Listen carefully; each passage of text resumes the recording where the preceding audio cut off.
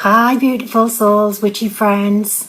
So here's the interpretation for the 3 cards that you picked. Well, I picked them initially and you had to go to A, B or C, whichever one you were drawn to.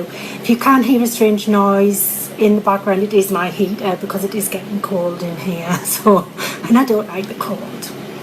Okay, so we're going to start with card A. So for anybody who picked card A,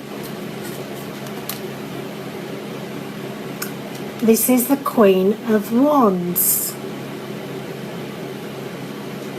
Okay, so the Queen of Wands, first of all, I'll talk about traditionally what it meant. So because it's part of the suit of cards, there's 78 cards in a tarot deck.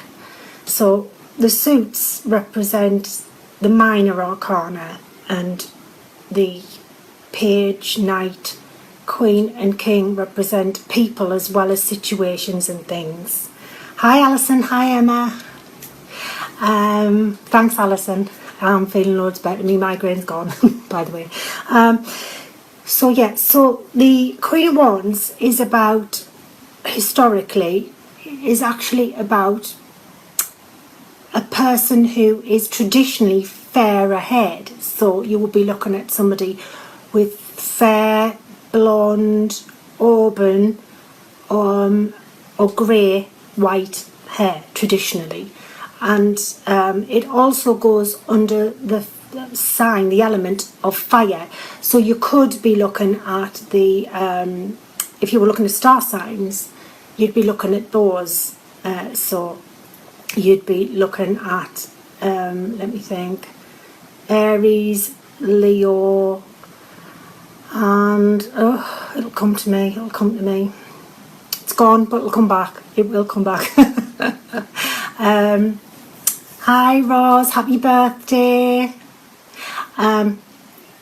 So traditionally that's what was, and a very confident woman indeed. Hi Ian. And that's what the card traditionally was about. Somebody, so you may know somebody like that. So maybe this card is something to do, maybe it's representing you. But it is somebody who is fiercely independent, who knows their own mind, who isn't afraid to assert themselves, someone who is very direct, but also in a friendly way. So, you know, you might know someone like this might be you, but Wands people are very intelligent and they do tend to be very academic, or if they haven't studied in academia, then they do tend to be very good naturally at taking on board information and things like that. Anyway, that's the person aside. As a card represented in general, what it means is now it's represented a strong leader. So maybe you are needing to be a strong leader, or you are a strong leader, or you're about to embark on being someone who is a leader. So you might have taken on a job where you are the owner of a company, a business. Maybe you are leading people forward in their profession. Maybe you're a team leader, something like that. Maybe you've just got natural gift to help people and lead people forward. Because everybody needs somebody who is a strong leader, a firm but fair strong leader, obviously. It's also somebody, as I said, who is warm and caring but very determined. So I'm not saying they're a cold person, they're very warm, and you do warm to them. They're very, very naturally, I think you're guided to people like that. You really are. They are your kind of natural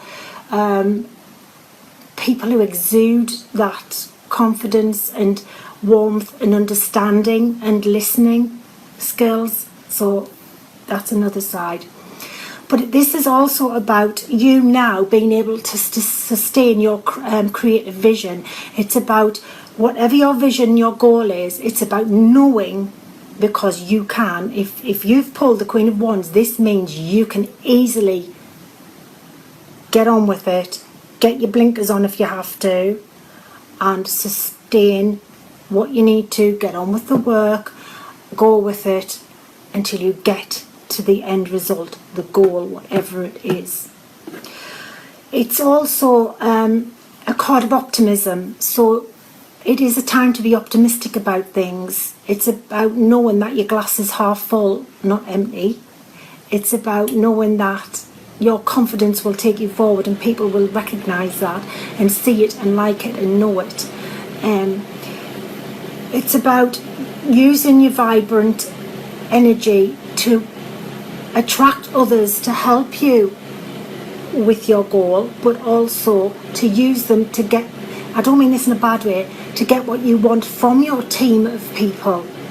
So if you're using your warmth and your vibrancy and everything like that, you will get what you want from people. And I don't, as I say, I don't mean that in a nasty walking over people way. I just mean you will be able to tap in and get the best out of people. And I know a few people like this who just have that, and people seem to just go, yeah, I want to do that because I really engage with this person. You've got that kind of energy where people want to engage with you, so it's really, really good. But it is about using your intelligence, using your skills right now to get on with what you want to do, and knowing that because you've pulled this card, you can do it. Now, nobody's saying it's going to be a walk in the park. It might be good. It may be hard work. But let's face it, we always kind of think we haven't done as well if there isn't a bit of hard work involved.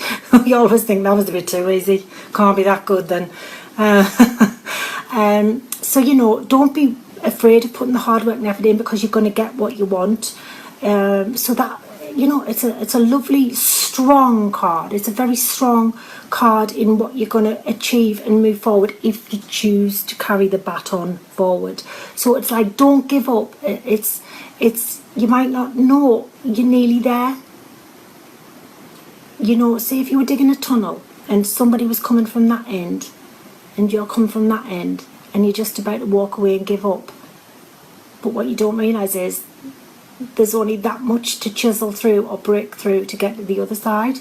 That's it. This is this card. It's telling you that's how far you've got to go before you get there. So do it. Do it now.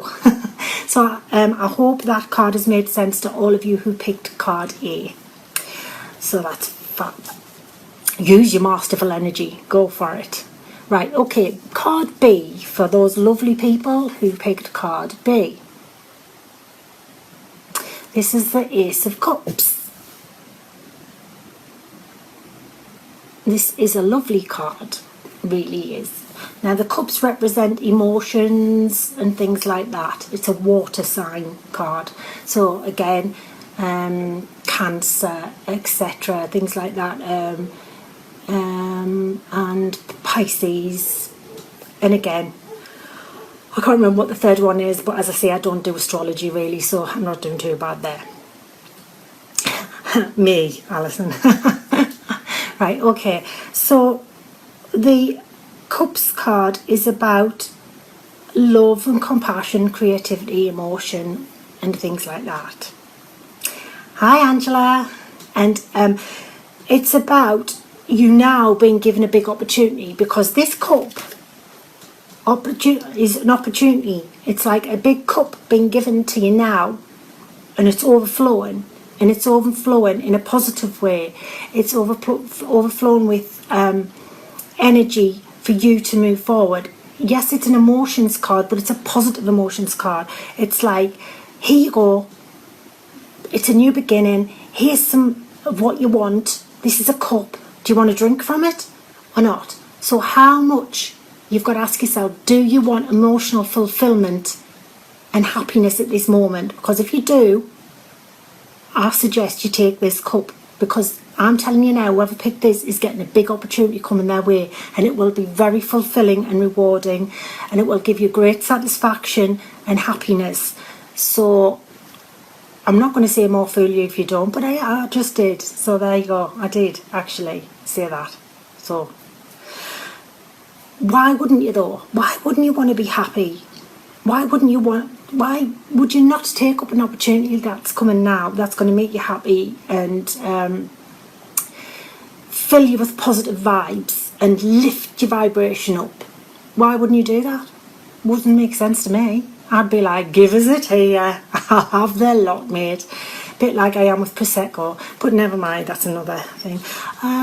But anyway, yes, so it's very positive. It's also about trusting your inner guidance. It's a card saying that also for people who are on a spiritual pathway, that you're about to take a big step forward spiritually, and that your energy is about to lift off to another level, and that you're going to really be plugged into the spiritual energy right now, that of your guide, inspires and loved ones, but that of the universe, of the omnipotent being, etc. So you're really going to feel that energy flowing through your body right now. So trust it, listen to it, let it help you. Let it help you develop your intuition, your mediumship, your psychic abilities, whatever it is, the thing that you want to take further. Use this as a tool. Use it as like a surfboard, a wave, something to stand on to move forward with that wave of positive emotion and spiritual energy. Use it because it's brilliant. It's about trusting your intuition and knowing that this is a good opportunity, and it's about listening, as I always go on about. Listen, what's your higher self telling you? Always listen to it. This is such a brilliant card for people who are on a spiritual journey or stepping onto it. I mean, this is, you know, a buzzing energy around you right now. So take it. And I'll tell you another reason why it's a buzzing energy, because on Monday it's Samhain. To a lot of people, they know it as Halloween. To witches, it's Samhain. And this energy is actually our new year. So it's a really big celebration for us. And it's when the veil between the worlds is at its thinnest. Between that of spirit and ourselves, so the earth plane and spiritual plane. So that's another reason why this energy is really coming in now. So tap into it, use it to help yourself, but to help others. You know, this is your prime opportunity now to take your spiritual gifts up a notch. And how can that not be good? It's always good, because it means you're being truer to yourself when you do that. It's also a card of new love. So maybe there's a new relationship starting, maybe there's the birth of a child or the news of a pregnancy. Maybe you've got your eye on someone, and maybe you're frightened to approach them, but you know 95% they actually like you. And so this card's telling you to go for it now.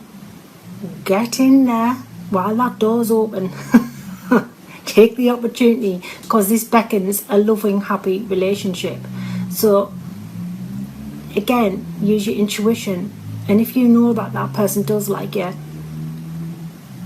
ask them out, ask them for a coffee. It doesn't have to be, you know, anything major. You're not asking them to like move in with you. Well, you could, but I think I'd run in the other opposite direction if somebody did that. But anyway, this is a brilliant card emotionally. So this is definitely linking to happy times now and happier times, should you take this opportunity that is coming to you. The cup is golden, it's overflowing with positive emotion. Take it. Okay, thank you. So now we're going to go to card C. So for anybody who's picked card C, and this is a major arcana card, so the energy is massive around this, and this is the Star. What a fabulous card this is. It really is.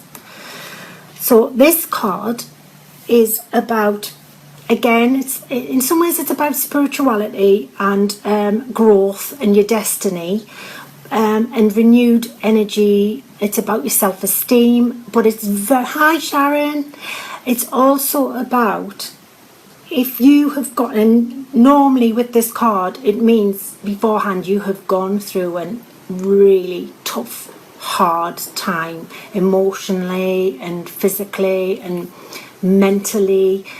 So this card now heralds a positive time for you, where you aren't constantly stressed, where you aren't constantly worried about how things are going to go, etc.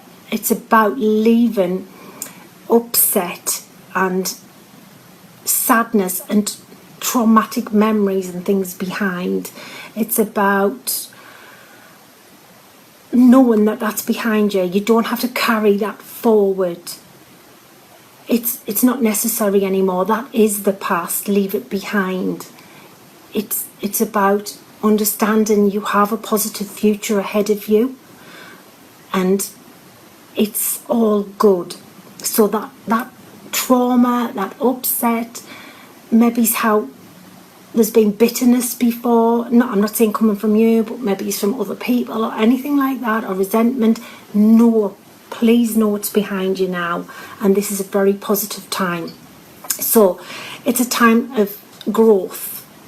So if it's spiritually, you're about to, grow spiritually more. So it kind of follows on from the Ace of Cups in a way. It's about finding your peace and your serenity, your inner peace and serenity. So there's not going to be that inner turmoil anymore, which is fantastic, because it's horrible when we're all tied up in knots, either in our stomach, as in our solar plexus, or in our head. There's nothing worse. So know that that's gone. It's about knowing there's hope, and knowing that maybe it's because of what's gone on, you thought that's not going to happen, I'm not going to get there, I'm not going to achieve my goals. This is renewed hope. This is about knowing you can now. And okay, that was horrible what you've been through, and you've learned from it, but know that everything is possible now, and this has made everything just that much clearer. It's given you the clarity, and it's given you the determination to move forward. It's about deeper understanding of situations and people around you. Maybe you have a better understanding of who you are now, and where you're at with other people around you, and maybe you understand other people more, and where you need to put them in your life or place them, because we all have lots of people around us, and at certain points we realise who we can trust and who we can't, who are our true close friends, who are our acquaintances, who we put at arm's length because we know that we've got to be careful with them and what we say. So it's about all of that. It's all of that coming together. Hi, Becky. It's about having faith and knowing you are blessed now, knowing that you deserve this energy. Hi, Christine. Knowing that fulfillment is coming through courage, because you've had to have courage to get through what you've just gone through, but knowing that it's coming and it's there for you. So please don't hold on to the memories. I mean, what I say is, sometimes we have to forgive, and it's very difficult to forgive, but sometimes we have to forgive, but we don't have to forget. If you don't forgive, how are you going to move on? You can't, because it's like carrying something around with you, a load of baggage. I say, when I do readings, I'll say it's like carrying a dead body around with you. That's not very nice. Let go.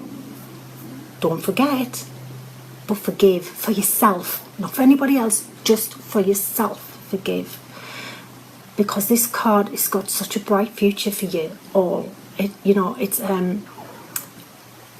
knowing that everything's tangible. It's there for the taking. And that it's so bright that you walk forward into the light. I'm not doing a poltergeist carry-on thing, by the way. I'm just saying the future is bright. Go for it. Follow that. Leave that darkness behind and move forward, because it's so good. It's so great what you've got going on there. And it's a major arcana card, so that energy, that's a massive change for you. Anybody who's picked that, massive change. It's about, because you understand yourself more now, or starting to understand yourself more, you know where you need to be, you know what you need to do to get to where you want to be, or what you want to achieve. It's about not being scared anymore or fearful of your future. It's about looking forward to your future. So it's a great card. And anybody who has been bitter or vengeful or anything towards you, or even at some point maybe you wanted revenge, we've all been there. At this point now, you'll realise that it's not worth it, and that things will work their own way out, and if you believe in karma, then maybe you'll say, oh well, karma's going to kick their backside or whatever.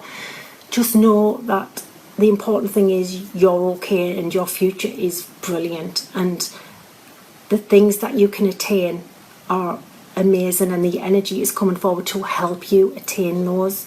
So spiritually it's brilliant, but also within your life and your career and your work and relationships moving forward in your life in general, it's just a great card. It really is. So I hope it's helped you, because this card is bringing stability and energy, positive energy forward for you, and that's what you need and that's what you deserve. So I hope the 3 of these cards that you've picked make sense. Thank you, Christine, definitely spot on. Sharon, card B was spot on. That's brilliant. That's me. Good. Okay, well, have a fantastic weekend, people. I'm off to Halloween at Beamish Museum with my daughter, so that's going to be interesting. And then I'm off for the weekend at Fountains Abbey by Floodlight and Ilkley Complimentary Fair, so I can't wait. I'm doing it with my development group, and we have such a fab time. It's just so lovely. So I'm really looking forward to my weekend. So I hope you have a fab weekend as well.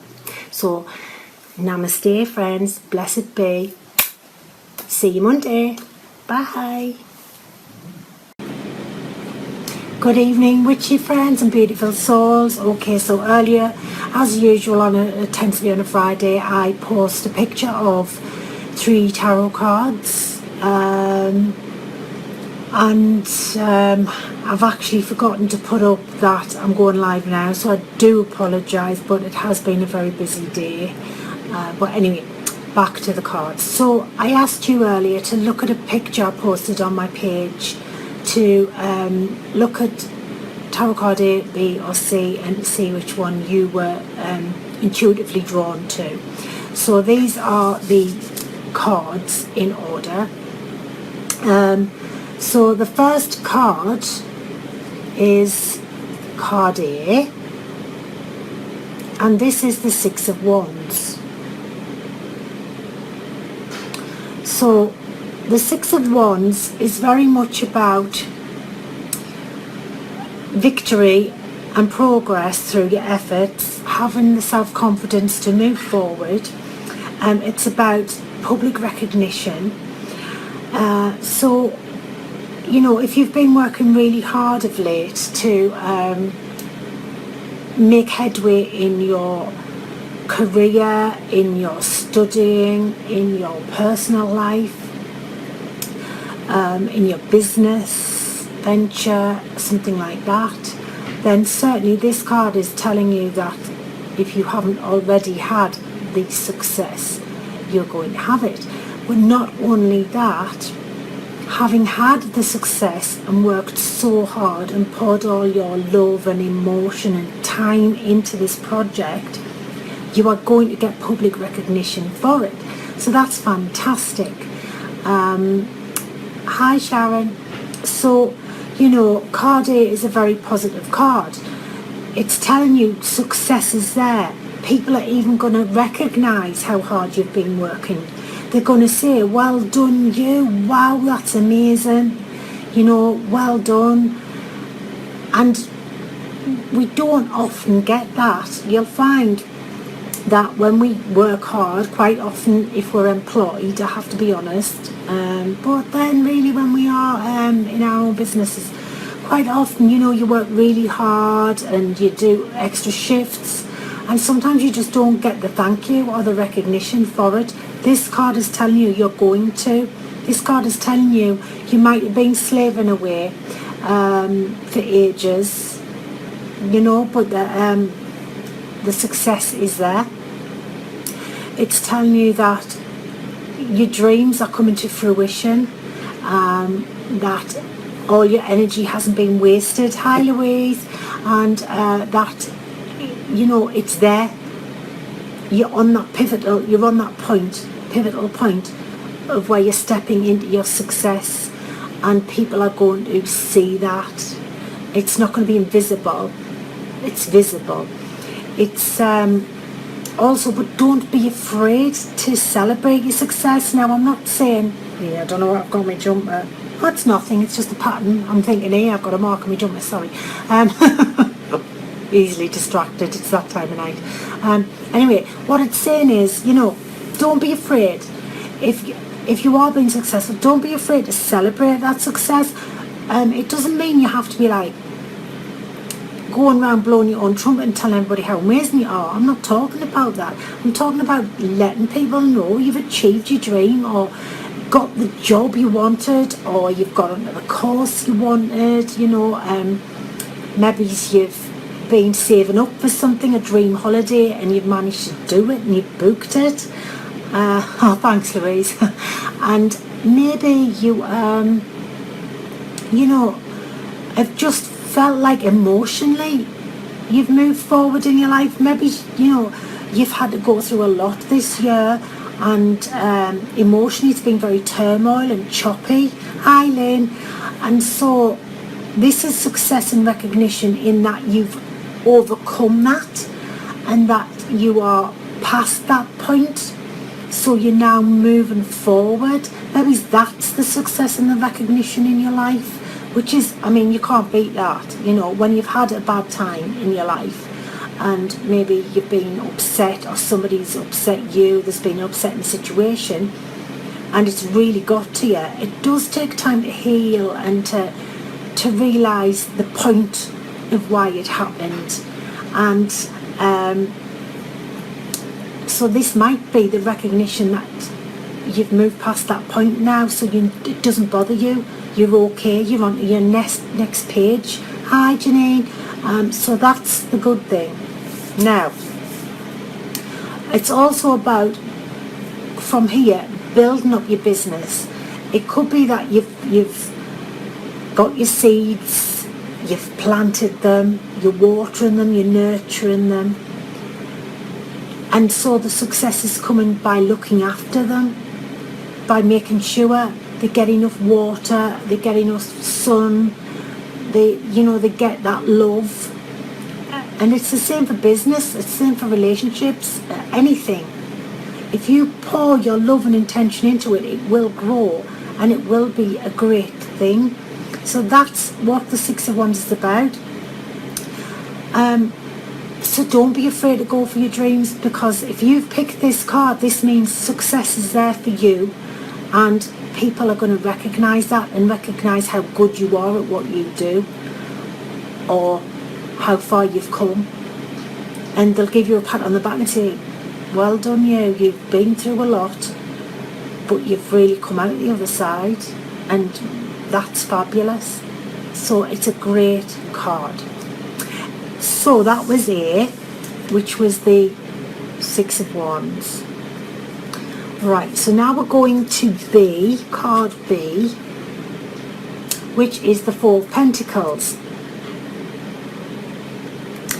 Now, sometimes this card's known as the stingy card, the miser's card. It's where sometimes people have to pull the purse strings in and tighten it so that they've got enough money to do what they want to do. As I say, it could be a holiday. It could be that there's a course you want to take and it's not free, it costs money. It could be home, you could be wanting to do your house out. That new kitchen or bathroom's not pennies, So maybe it's about tightening the purse strings and letting everybody in the family know that's what's happening. We're on budget baked beans and cheap bread for the next so many months because we need to get this, do you know what I mean? But it's a means to an end. However, it's also about control. So make sure nobody's controlling you, either through the finances or in your life. Don't let anybody control you. There's nothing wrong with you controlling your life, but don't be OCD about it. Let it flow. Let your energy flow. Because if you become OCD and you control it too much, you stop the flow, you restrict the flow, and the energy stops and you don't move forward. You get stuck. And that's what this card is about as well. It's about understanding that there's nothing wrong with saving and being careful, but there's a point that you cross where it becomes, you know, that it's not good, that you've got to get the balance between materialism and happiness. And yes, we all need money. The world goes round, it's all revolves around money. So we do need it to pay our bills, to survive, to eat, etc. However, there's a point you can cross where it becomes material greed. So I'm not saying this is you, but I'm saying if there's somebody around you who's been like that, you need to walk away from that, and you need to not allow them to do that to you. Because, you know, nobody should control anybody else. It can be, on the other hand, about maybe emotionally we're too frightened to put our energy into somebody else, or maybe we're too frightened to give our energy to somebody else, our love to somebody else, our emotions to somebody else, because we're frightened we're going to get hurt, because we've been hurt before maybe, which is all very valid, and I understand that. But there's a point you come to where if you want to experience happiness again or love again, hi Ashley, then you've got to be brave enough to give your emotion out and to give that love again. Otherwise you're holding on to it for fear, and then you're stopping other people from loving you because you're not allowing it and you're not giving them it. You know, I'll say it again, the universe, we are made of love. Let's share it around. Let's not keep it here all the time tight. Okay, it does hurt, you know, when you are hurt, but you can't stay like that all the time. How will you learn? How will you expect other people to give you love if you shut off emotionally? It can also mean maybe you've got money but you're holding on to it, and you're frightened to invest in your business in case you lose that money. But I ask you, how is your business going to grow if you don't invest in it? You constantly invest in your business, whether it's mentally, emotionally, or quite often sometimes it has to be monetary. So don't be afraid to do that. If you know it's right and it's what your business needs, do it. Don't, because you'll stump the growth of your business.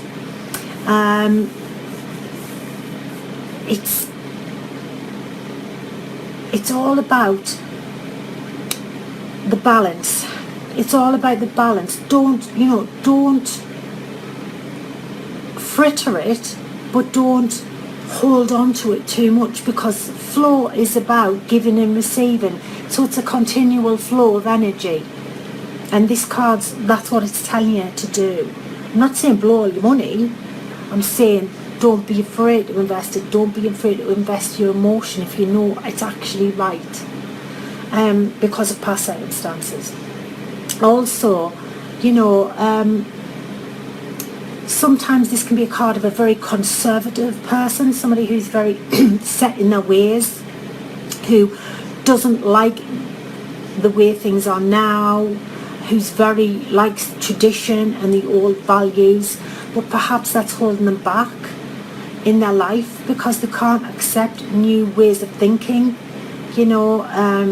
new approaches and new opinions to things, new ways of doing things, maybe in relationships, maybe in business. There are people who are very set in their ways in business, and if they don't open their eyes to new ways, and then they wonder why all their competitors are doing really well.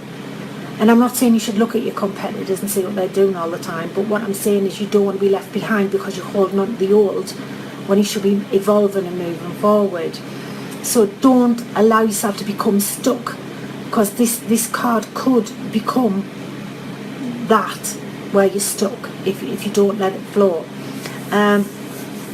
It also means you're emotionally self-sufficient and self-supporting, which is great, as I say, but don't cling on to it for dear life. Flow. That's what the card's about. Flow in energy. So I hope if you picked card B, that's rang true and you understand that one. So card B was the Four of Pentacles. Okay. Now the next card is C, card C. And this is the Ace of Wands. They're all minor cards today, no major cards. So this card is very much about, if I had to say one sentence and I wasn't allowed to say anything else, it would be like, go for it. Do it now. Do you get that? Get the meaning? Do it. Go for it. You've got the green light. It's on, it's flashing, it's saying go, go, go. The flag at the racetrack is going, go.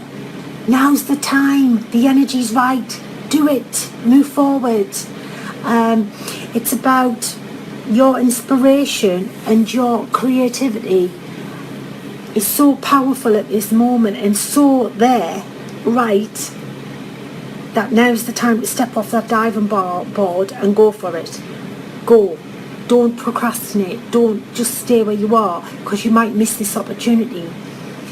This card is also a card of good news. I often see this in readings as some news that you've been waiting for. And it's normally to do with creative things, maybe it's work. Sorry, I was going to say students. I mean studying. It's getting late. My brain's switching off now. I'm not great past a certain time. It's Prosecco time. No, I'm joking. You think I'm an alcoholic. It's Barefoot White Infidel. Not that she'll be advertising. That's what it is tonight when I've had my tea. Anyway, it's about acting now, acting on what you've got there. It's about no more planning, no more, faffing around the edges. Shall I do it? Shall I not? It's about going for it. It's about all those seeds you've been nurturing are now ready. Hi, Anita. So it's about moving forward. You have a lot of great ideas around you. If you've got the Ace of Wands, it means those ideas are amazing, they're profound, and you've got to take off now. You've got to get in that aeroplane and take off, because that's where you're going if you use this energy now. It's about opening up to new possibilities of where your business can go from now, because that energy, as I say, I know it's a minor arcana card, it's not a major arcana, but it's still a very powerful card. How many more yeses do you want, and go for it do you want? This is the card telling you to go for it. Do it. Don't sit around and think. Don't contemplate your navel. Don't file your nails or sit like this. Do it. Take action. This is an action card. It is the Ace of Wands, so it's the beginning, but it's an action card. It's the action man of the card deck. It's do it. Hi, Emma. So take that energy, apply it to what you need to apply it to, and go for it, because you're not going to get another card if you've picked this one that's going to say any clearer that yes, now's the time, come on, foot on the gas, foot on the accelerator, go. Are you going to wait until the lights turn red again and then you're stuck? No, not a good idea at all, is it? Not when the universe is now telling you, I've picked card C and it's telling me to do it right now. Go for it. So you're past the planning stage. It's about implementing those ideas. It's about implementing everything you've got at your fingertips to launch what you need to. Whether it's, as I've said, whether it's in a business, in your career advancement, whether it's in I know I won't read that out, but it's Anita's card. It's Anita's. It is. It's about your enthusiasm, taking that and putting it into your business, putting it into your career, putting it into a relationship, putting it into a charity, whatever it is you're doing. It could be your study, as I say, you could be in particular wanting to study something, write a book, anything like that.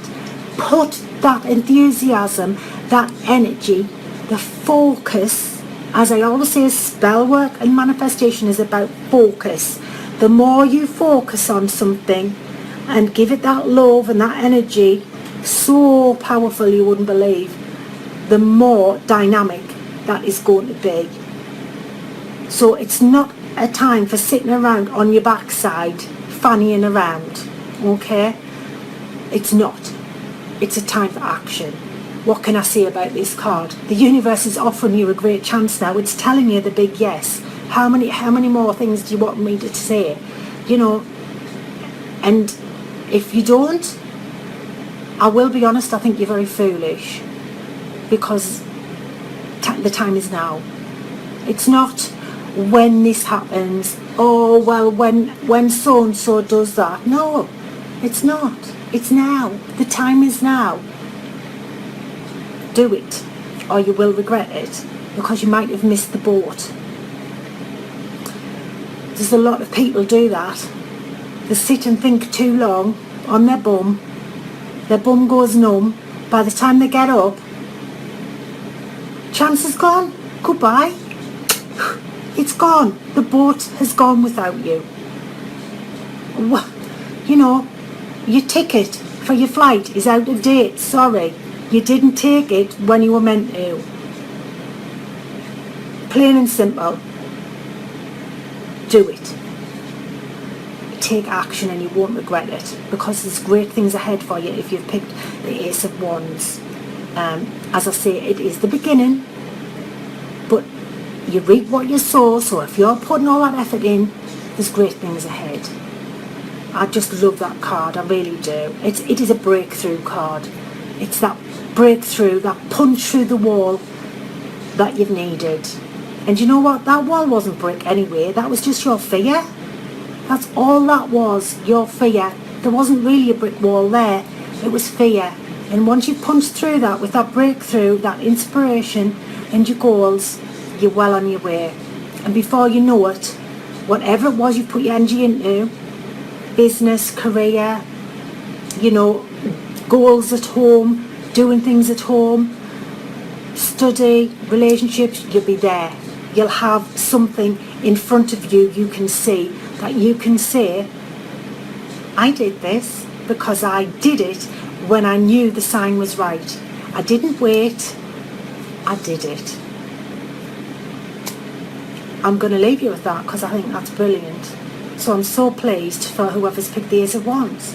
It's a great card. So have a fantastic weekend.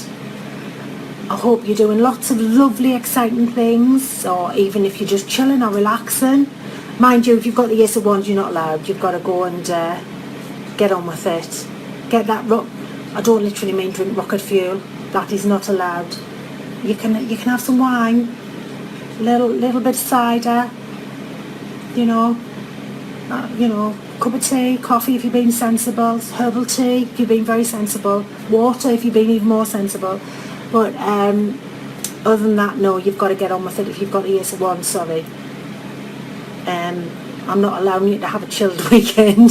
I want you to go now, go forth. Be, not necessarily multiply unless you want to. Just go forth and do it. And I want to hear how well you've done. That's what I want to know. That's what you've been doing this weekend. So have a good one.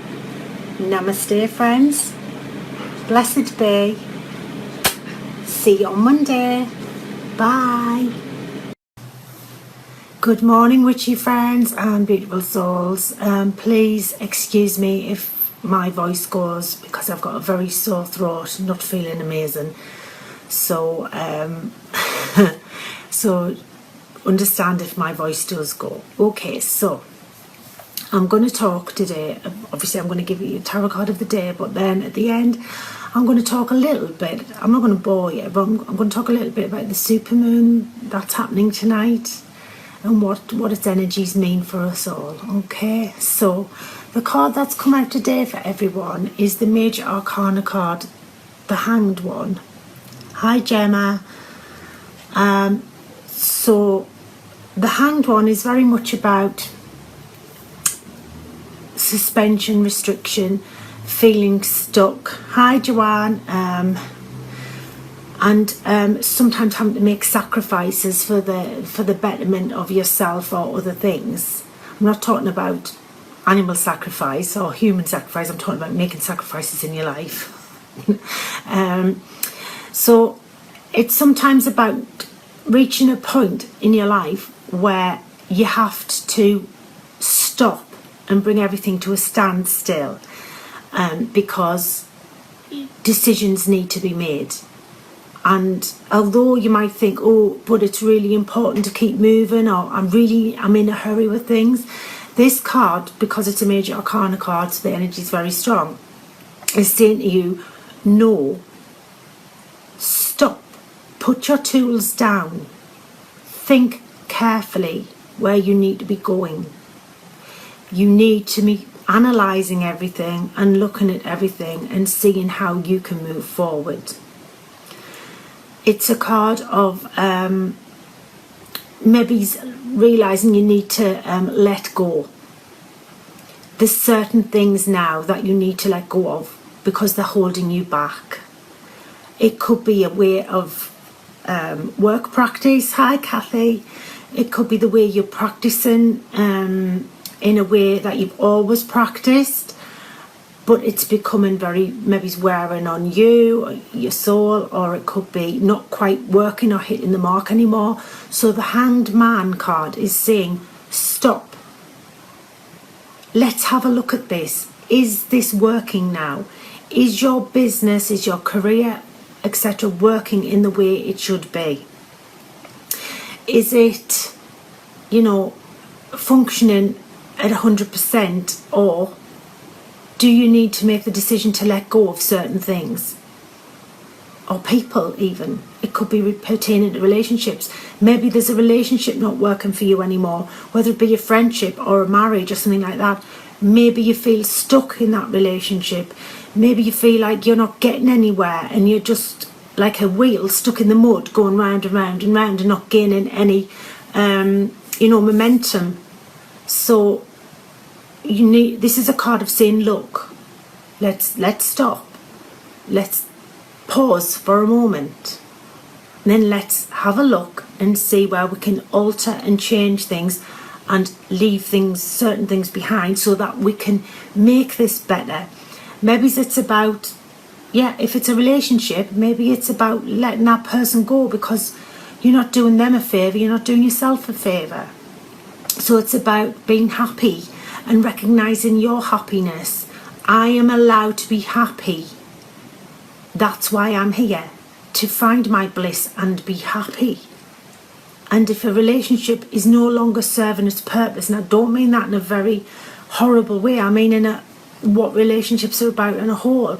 If it's not, then maybe it is time to say goodbye so that you can allow new wonderful experiences and things into your life. If it's a business, maybe it's the old ways and practices, not all of them. I'm not saying chuck the baby out with the bathwater. I'm not saying that. Some of them aren't working anymore. So now it's time to recognise that fact. And although it's frightening and scary when we do have to let go of things and stop doing certain things and the way we're used to doing them, that is what will move you forward. That will stop you from being stuck. That will stop you from your business or work, career, etc. Running at 60% instead of 100%. The Hanged Man can also signify a massive career change. It can mean that action needs to be taken because somebody is sat around not doing anything and twiddling their thumbs. Well, that's just as bad as racing ahead into something without thinking blindly. If you're not taking action on something, how do you expect anything to go right or move forward? Do you expect somebody to knock at the door and give you a job, or knock at the door and say, here's £1 million? You know what, you can put the lottery on, but do you know what the odds are? Normally you make your own success in this life. I'm not saying certain people aren't lucky, but I think you make your own luck. What you believe in, you manifest. So it's all very much about bringing that forward to you. So think about these changes. It is difficult. And also, the card traditionally is about the Norse god Odin hanging from the tree of life and gaining knowledge and wisdom by being still and having a blood rush to the head, I suppose. But learning and getting the rune stones So he was gaining ancient knowledge and wisdom by being still and suspending himself from the tree of life. Yggdrasil, that's what they call it. I probably haven't pronounced it correctly, but you know, hey. And that's what it's about. Think. What is the universe telling you? What is your inner self? I'm always going on about this. What's your intuition, your inner self telling you about what you need to make changes about? Because once you do know, your life will suddenly, the door will open and suddenly you'll be able to move forward again, probably very quickly. So make the right decisions or take some action. If you're not, it's, you know, the thing is, sometimes we procrastinate for too long, and procrastination isn't a good thing. It doesn't help us. And I always say about this card, sometimes when we are feeling stuck, we're not. Our life has plateaued a little bit, but there's actually wheels and cogs turning underneath. So if we start planning, careful planning, and move forward, you know, and make the decisions, then, as I say, that doorway will open, and onwards and upwards and further on we move to the next chapter of our life or the next part of our business venture, our experiences in life in general. So, you know, it's not a bad card. It's just about understanding what it means and what the energy of today is. And it actually ties in very, very well with the supermoon, because the moon is in Taurus. I'm a Taurian, so I can tell you a lot about the energy of Taurus. So what the supermoon tonight means is, with being a Taurus, is that it's a very, very strong, bold energy. And yes, the negative side can be that we can be very stubborn, so it's a very stubborn energy. But it can also be a card of where, because us Taurus people don't often like change, we have to really, really think about it carefully.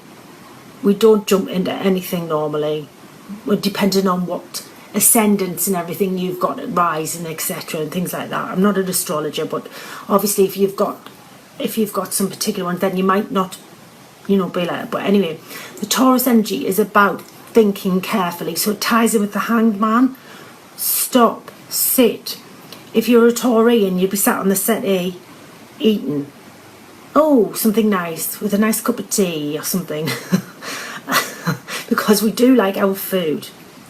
So, you know, it will be about just absorbing everything and thinking about what's that over there? Is that any good anymore? Is that any good? And it's also in a way about decluttering, because actually Taurus people, because we love material objects, we're known for that. Mine is my penchant for crystals and books. Not handbags and shoes, crystals and books and magical objects. Sometimes we have to declutter because we can become hoarders. So the energy is about holding on to stuff. Again, like the Hanged One, the Hanged Man card.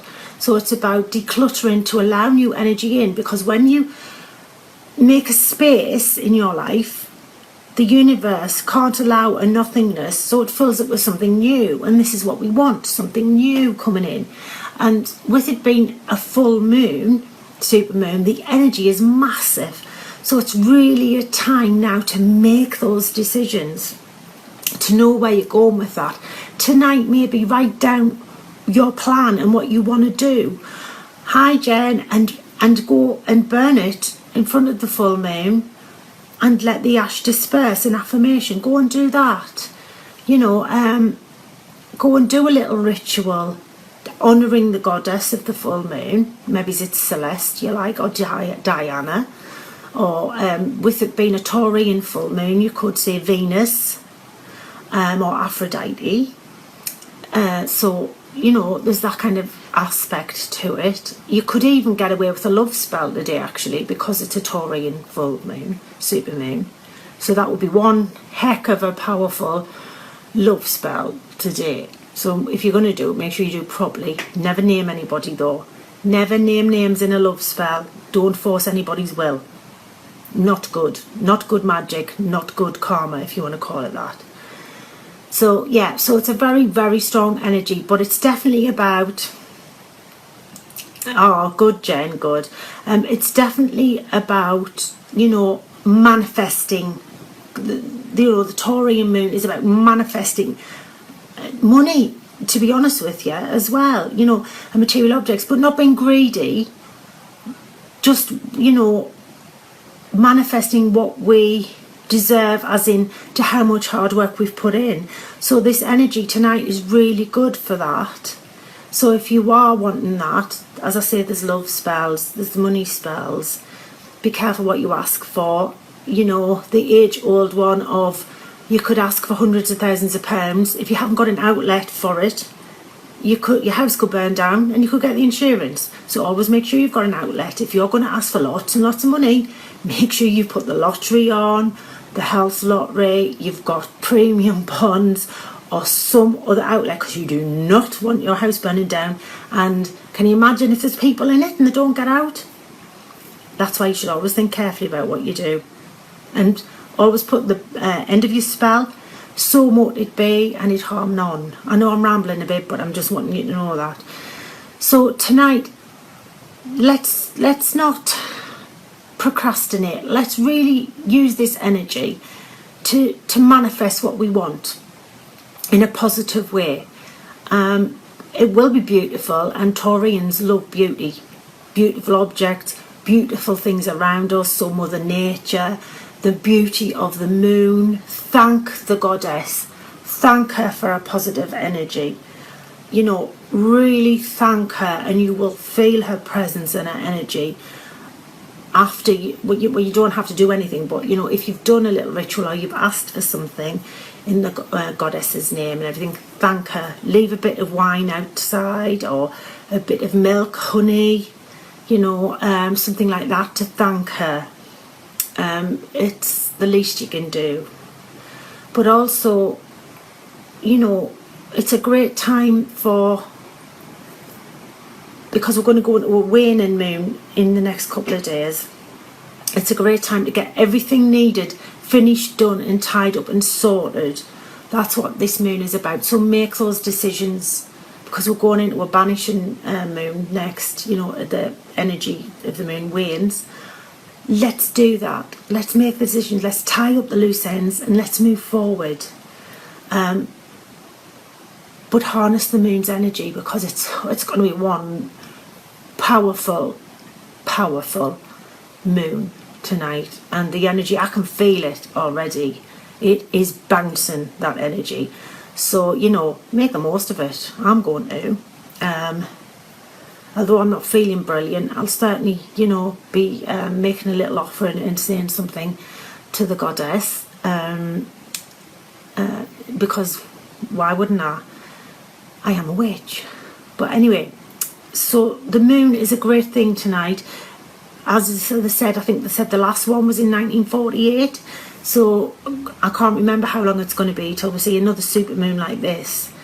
Everything, if you're practicing your psychic development or mediumship, what an excellent night to practice that. Goodness me, the energy will be amazing. It will magnify that psychic energy, probably more than tenfold, probably 100-fold, you could say. So if you've got a crystal ball or tarot cards or anything, would be a good day to practice on people today. If you're practicing, the next one's in 2034. Thanks, Jen. So hi, Janine. So get those cards out, get the crystal balls out, get practicing tonight, because it will give you so much clarity. That the moon, the energy and the clarity, anything you divine tonight, see or anything, you can bet it's going to happen. So, go with it. Use that energy the best you can, because as Jen's just said, 2034, it's a while. I'd go for it if I was you. So have a good evening. Don't forget to thank the goddess if you are asking for something and doing a little ritual. You could burn a black candle and a white candle.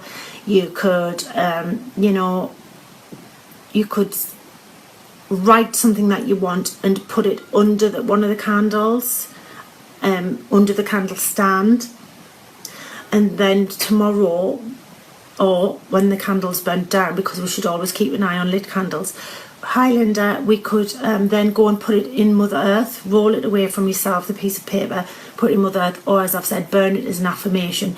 But it's a great time to do this with the energy. I'm just trying to think what else you could do apart from the love spells and the money. It will be a good time to manifest for a house, maybe, because that's a material thing, and with the moon being in Taurus, it's very much about that. Maybe if you've got very creative artistic skills, again, because Taurian and Taurus love beautiful things, that's a very creative energy. You might be a good chef or cook something amazing and put the supermoon's energy into it, and it'll become magical, because you can use food in a magic way, actually, especially for like love and disagreements and peacemaking things. You can do that. Anyway, I've gone on and on, so go away, down your tools if you can, and have a think about where you're moving to next. What are you doing next? What decisions should I be making to manifest my goals, to make the most of this supermoon, yes, but to also move your career forward, your business forward, your life forward. Use that energy wisely, and you will, if you tune in tonight, you'll get your answers of how to do it, where to move forward. Perfect. So I suggest you go and do that, and then you won't feel stuck anymore. You won't feel like, you're wading through treacle or anything like that, that you're not gaining any ground in your life. Everything will start to change once you've made those decisions. So I would tune in to the energy. I've just had Janine on there saying she can feel the energy there tonight. So, not tonight, now. So tune in if you want your answers, if you want, to use your intuition for a yes or a no. Should I be doing this? Should I be doing that? And be guided by that, and then make your choices and your decisions, and your energy will start to flow again, and you will start to move in the right direction, because the universe will have acknowledged that, as I talk about, and help move you forward. So namaste, friends, blessed be. Have a great supermoon evening, and make the most of it. Oh, one last thing, brilliant for healing. If you're not feeling well, or if somebody isn't feeling well, use the energy now, tonight, to send healing to whoever it is who really needs it. That if you're with somebody and you're a Reiki practitioner or master, or you do Seiki or quantum touch, something like that, or doesn't even matter if you can't. The fact that you are sending positive thoughts out for healing to someone, they will get it. So if there is somebody who needs that, harness that energy tonight, because that will have a really profound positive effect for someone. You could even light a green candle tonight, or a white one, because white always does in replace for any other colour. You could light that and put the name of the person who needs healing on it. Carve it in with a pin or a needle, and burn the candle down, and that would really help someone, and I know anybody who needs healing would appreciate that. So anyway, have a fab day, enjoy the energy, don't let it get you in a bad way, harness it and use it in a positive way, yes, because that's what us witches do. Namaste, blessed be, bye. Hi witchy friends, beautiful souls. So I said earlier on I'll be back at 6:30 to give you some witchy tips for a Wednesday. So it doesn't just apply to this Wednesday, it does apply to any Wednesday, with variance on whether the moon is waxing or waning, of course. I say of course, but if you're not familiar with witchcraft or spell work, you wouldn't know that. And that's why I'm here, to help you. And also to help you dispel the myths that witchcraft's evil and bad, because it's actually not. I don't believe in Satan or the devil. let's just make this clear, I don't sacrifice my children on local ground or unhallowed ground or in the graveyard or in we've got a hill near us called Tunstall Hill. I don't do that, no. What I try and do is help people with my abilities. The concept of Satan is a Christian idea, so let's just get that clear right now. What I do is positive and filled with love and positive intention, okay? Right, so I'm just going to move this back a bit just so you can see me a bit better so my head isn't chopped off. Right, okay. So today is Wednesday. So today, traditionally, every day of the week has a correspondence, colour and God. Hi Marta. So Monday, Tuesday, Wednesday, Thursday, Friday, Saturday all have different colours of correspondence. And today is Wednesday, so that colour correspondence is purple. But we can also, and I'll explain why in a minute, use yellow and grey, okay? Because of what Wednesday represents spell-wise and the energies. So not only do those colours correspond with the Wednesday or Day of Woden, who is a god, but also Mercury. Now, so it represents different days of the gods and goddesses. So say for instance, Monday is day of the moon, so you would say lunar, so you would it would correspond with any lunar goddess, Diana, Celeste, etc., etc. Today it is Mercury, so that's a Roman god, or Hermes in Greek. And Mercury, Hermes, was the messenger of the gods. So today is the day of communication, knowledge and wisdom, etc. So that's why I'm saying not just purple corresponds today, but yellow and grey. Although you can cross those colours over with other days of the week, which is quite often the way spell work works anyway. You will find crossovers with things, which always is very helpful actually when you're doing spell work. So anyway, so Wednesday is very good if you are looking to find a new job, if you are wanting to find information. It's excellent for communication. So say if you had a job interview on a Wednesday, that would be good. If you are looking to hold a talk, conference, Wednesday would be a good day of communication. If you're doing anything like that, let me think. Also, you've got to remember that if it's waning, if the moon is waning, then it will be about removing the obstacles that are in your way for getting a new job, money, career, things like that. But because we are now waxing, because it was a new moon yesterday, we are now looking towards bringing forward that energy. So we are actively activating, setting our intention, putting our focus on, if that's what you want to do, a new job, stroke career,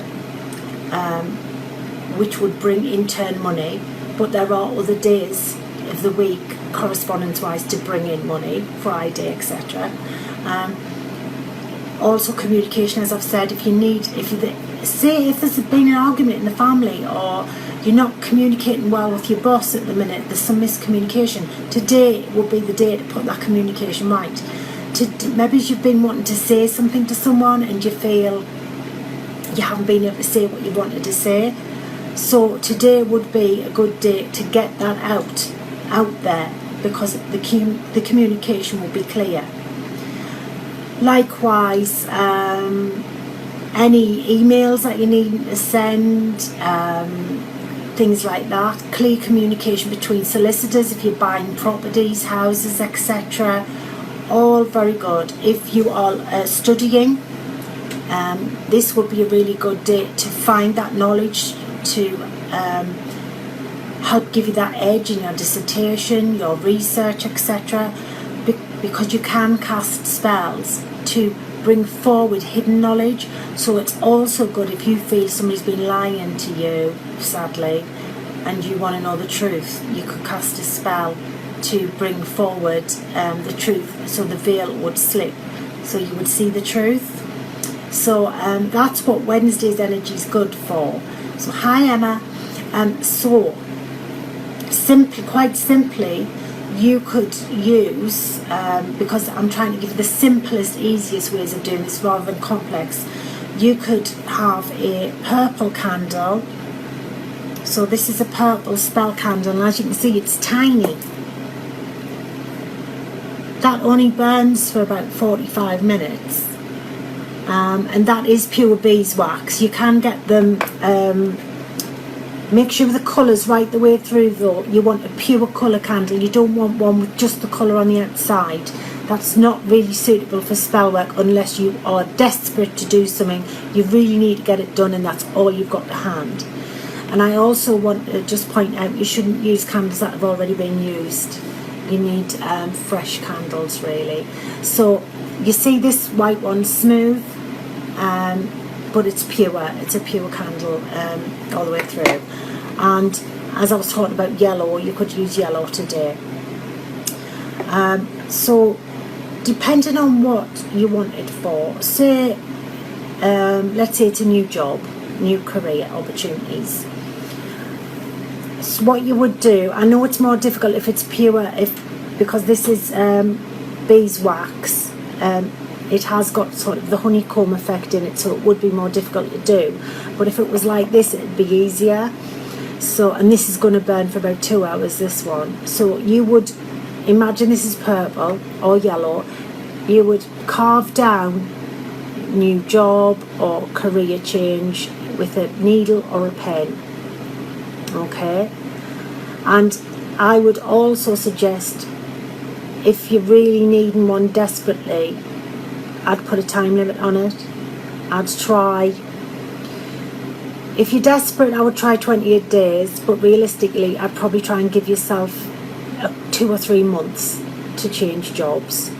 So I would probably put 3 months in there down the side, okay, but hopefully in purple colour or gold or both, because that will bring more balance. And then what you can do is obviously put them in candle holders so that they're safe. Hi Joan. And never blow a spell candle out.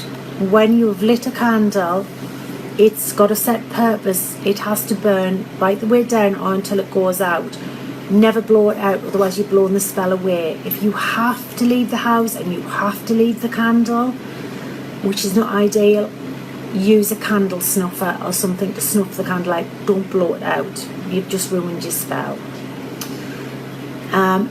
Again, if you are desperate to do the spell and you do not have a purple candle, a yellow candle or a grey candle, white. Hi Joan. White will be a good stand-in for any other colour, okay? So if you are desperate, use white, but I do suggest you get the right colour candles if you can. So you've got your purple, your yellow candle, you've carved down the side. You want, I don't want you to write an essay down the side of the candle. If you can, I'd be very impressed, especially this size candle. Just new job and 3 months time, something like that written down the side. Then you put it in the candle holder, and on a piece of paper with a purple felt tip or pen, again, write your name, write what it is you want, or you could put I, Andrea Lancaster, would like a new job, or something like that, or I want the truth to be revealed to me this day. And you would write that in purple, and then you would, just on a little piece of paper, then once you'd written that down and put, so it is done. If you want to put and it harm none, that's a Wiccan thing that they do, and it is quite it's a safety valve so you don't hurt anybody else. Not all witches do it, but I'm just saying it's there if you are thinking, oh goodness, who am I gonna, could I hurt anybody by doing this? Well, if you're that worried, put and it harms none at the end, and then say, so it is done, right? So you do that, you fold the paper away from yourself. So you've got your piece of paper, so you would fold it once away from yourself, then turn it, fold it away from yourself again, then you would fold it for the third time away from yourself, okay? Always away, not towards. So then you take your candles, if you haven't already lit them, put the piece of paper underneath the candle or one of the candles, light the candles and let them burn down, okay? Then take what's left of the wax and the little piece of paper, the inscription that you've wrote that's already folded up, take the what's left of the wax and that and plant it in Mother Earth, okay? But set your intention while you're doing it. Think about what you're bringing towards you.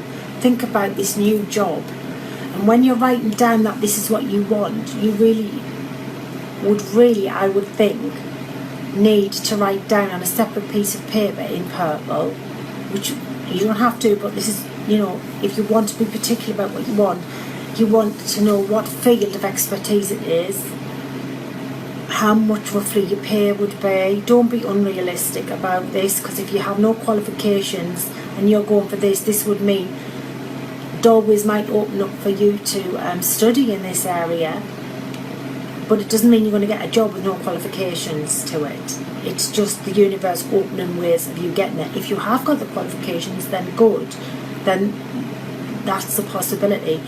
And the money likewise would be more realistic. So you put down what you want to earn an hour or a year, something like that, what field of expertise you want it to be in, if you have a particular subject, and then that piece of paper you would burn outside on a Wednesday, because you're giving the universe your intention of, I want a new job, these are the things I want the job to be. You might have a list of things you don't want it to be. You don't want cranky, miserable people to work with, maybe you don't want to be micromanaged. You want to be trusted and left to your own devices, which, to be honest, yes, I can agree with that, but you also have to prove your worth when you start a new job as well, so remember that. And you have to put effort in. Magic takes the quickest route possible, and you have to help the magic along. It won't do it all for you. So if you are applying for a new job and you've done this simple spell work, please start applying for jobs, because otherwise how are you going to get the magic to have an outlet? Magic needs an outlet. When I've said this before, when you do money spells, you need an outlet.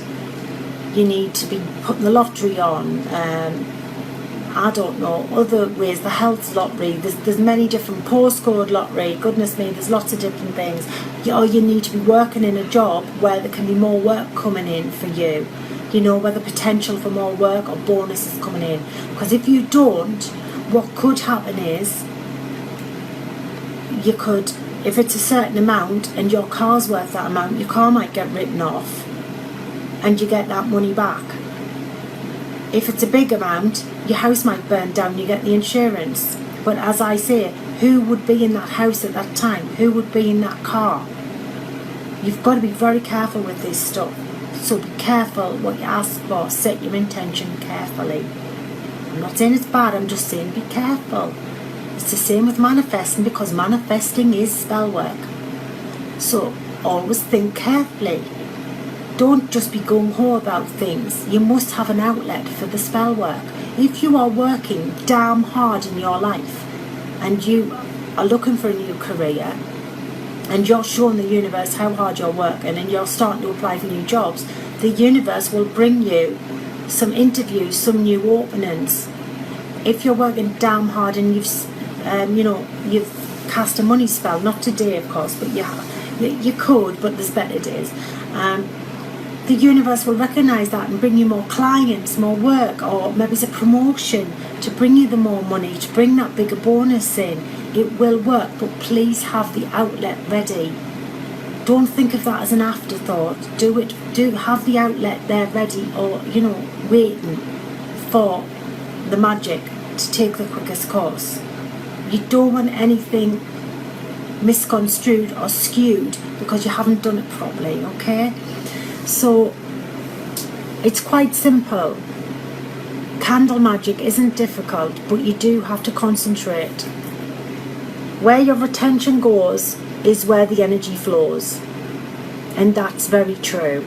So if you're concentrating on this spell and thinking about where you want the job, what field you would like it in, maybe you're an engineer and you like a new engineering job or something like that, where it has the possibilities for you to expand your knowledge, etc. Think of all of that. Think of all of these things as you're casting this spell, because then you've got a better chance of being offered something you really do want. But as I've said, you must apply for jobs if it's for that. If it's studying and you want the relevant things, you need to be studying hard. You need to be studying. It's not going to magically do itself. Sorry, but magic does not study for you. You can't cuff it, okay? As I've said, if you want to uncover lies, write on the spell candle the truth with the situation, and speak about the situation where you think the lies are being told. Tell the universe, tell the god and goddess where you think the lies are being told, and ask them to unveil the truth, bring the truth forward within the next 28 days, something like that, and allow the candle to burn down. And then, as I've said, if there's anything left, bury it in the garden. If you've put the piece of paper underneath, bury that in the garden. But it is very simple.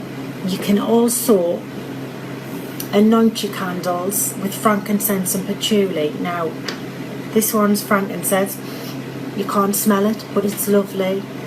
Very nice. So you would dab it like this onto your candle, around it, okay?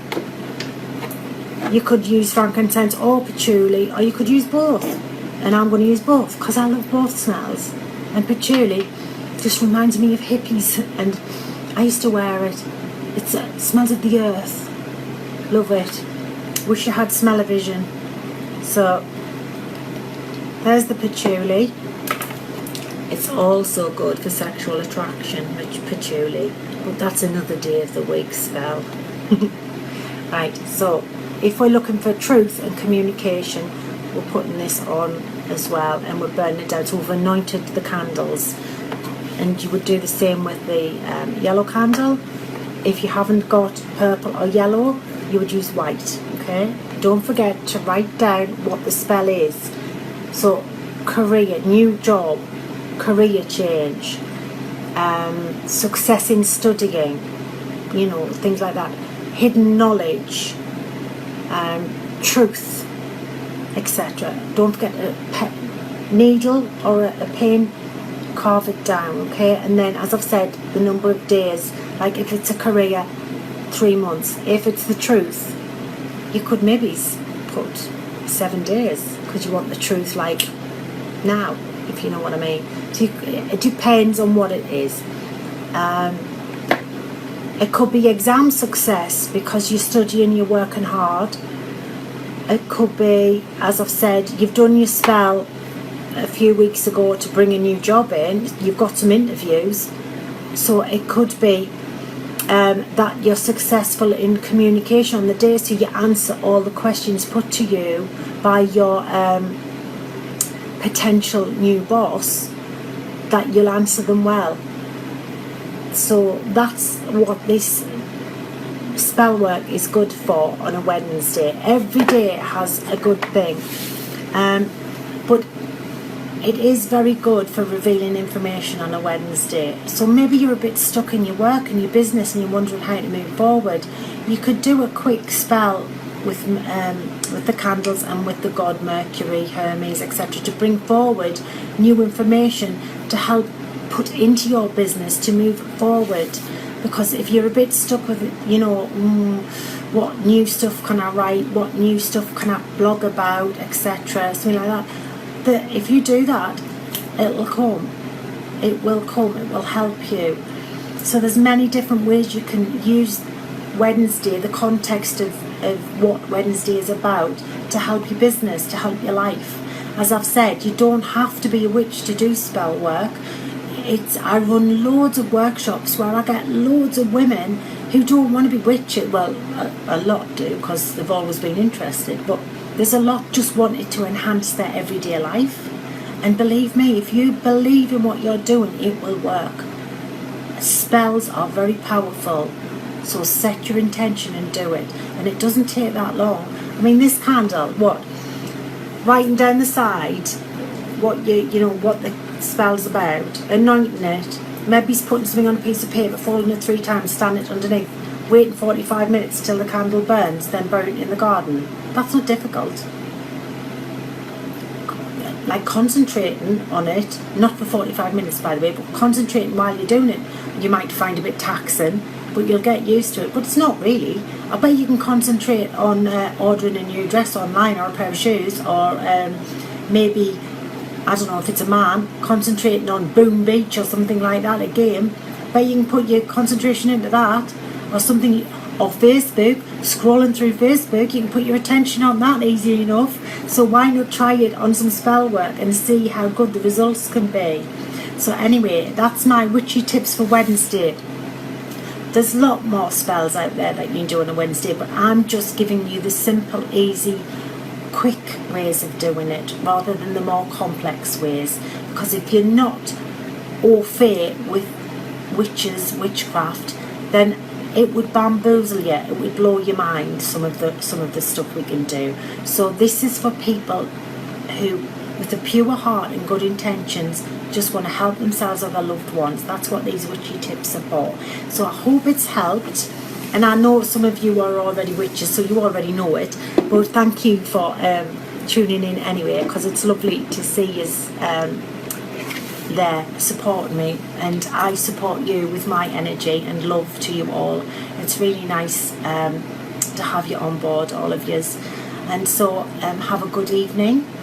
Remember, even if you're not doing it today, remember there are other Wednesdays, and it's a full moon on December the 14th. So today up until that point would be a great time to maybe burn a candle every night until the 14th, building up for a new job or communication or spell work, study for success in studies. It would be excellent to do that. Now maybe you only have one purple candle and you think, oh no, well just burn one purple or one yellow candle, which is knowledge, for 13 days, because we've missed last night, but that's okay, it's still technically a new moon. Just burn white tea lights or candles for the next 14 days, or mark the candle down so it's burning 5 minutes, 10 minutes a night up until the full moon. And then bury what's left in the garden with your little bit scroll of paper, your little bit of folded paper, and that's your spell work, and that's built the energy up very, very powerfully to the full moon. That would be a really good way of doing it. But if you're desperate and you think, no, I want to try it now because I'm really, whatever, I really need this information, then by all means do it now. But building it up would be even stronger with the energy. It would make a much bigger impact. So anyway, I've waffled on enough now. I hope it's helped, or at least you found it interesting. So have a good evening. I will be on with Tarot of the Day tomorrow. And namaste, friends. Blessed be, beautiful witchy friends. Bye. Hi, witchy friends, beautiful souls. So today I said I would show you how to make a love altar, and although today I'm showing you how to make a love altar, I will be kind of putting it there about adapting it for an altar that is for health, that is for wealth, good, for your business, to attract more clients, for happiness and abundance,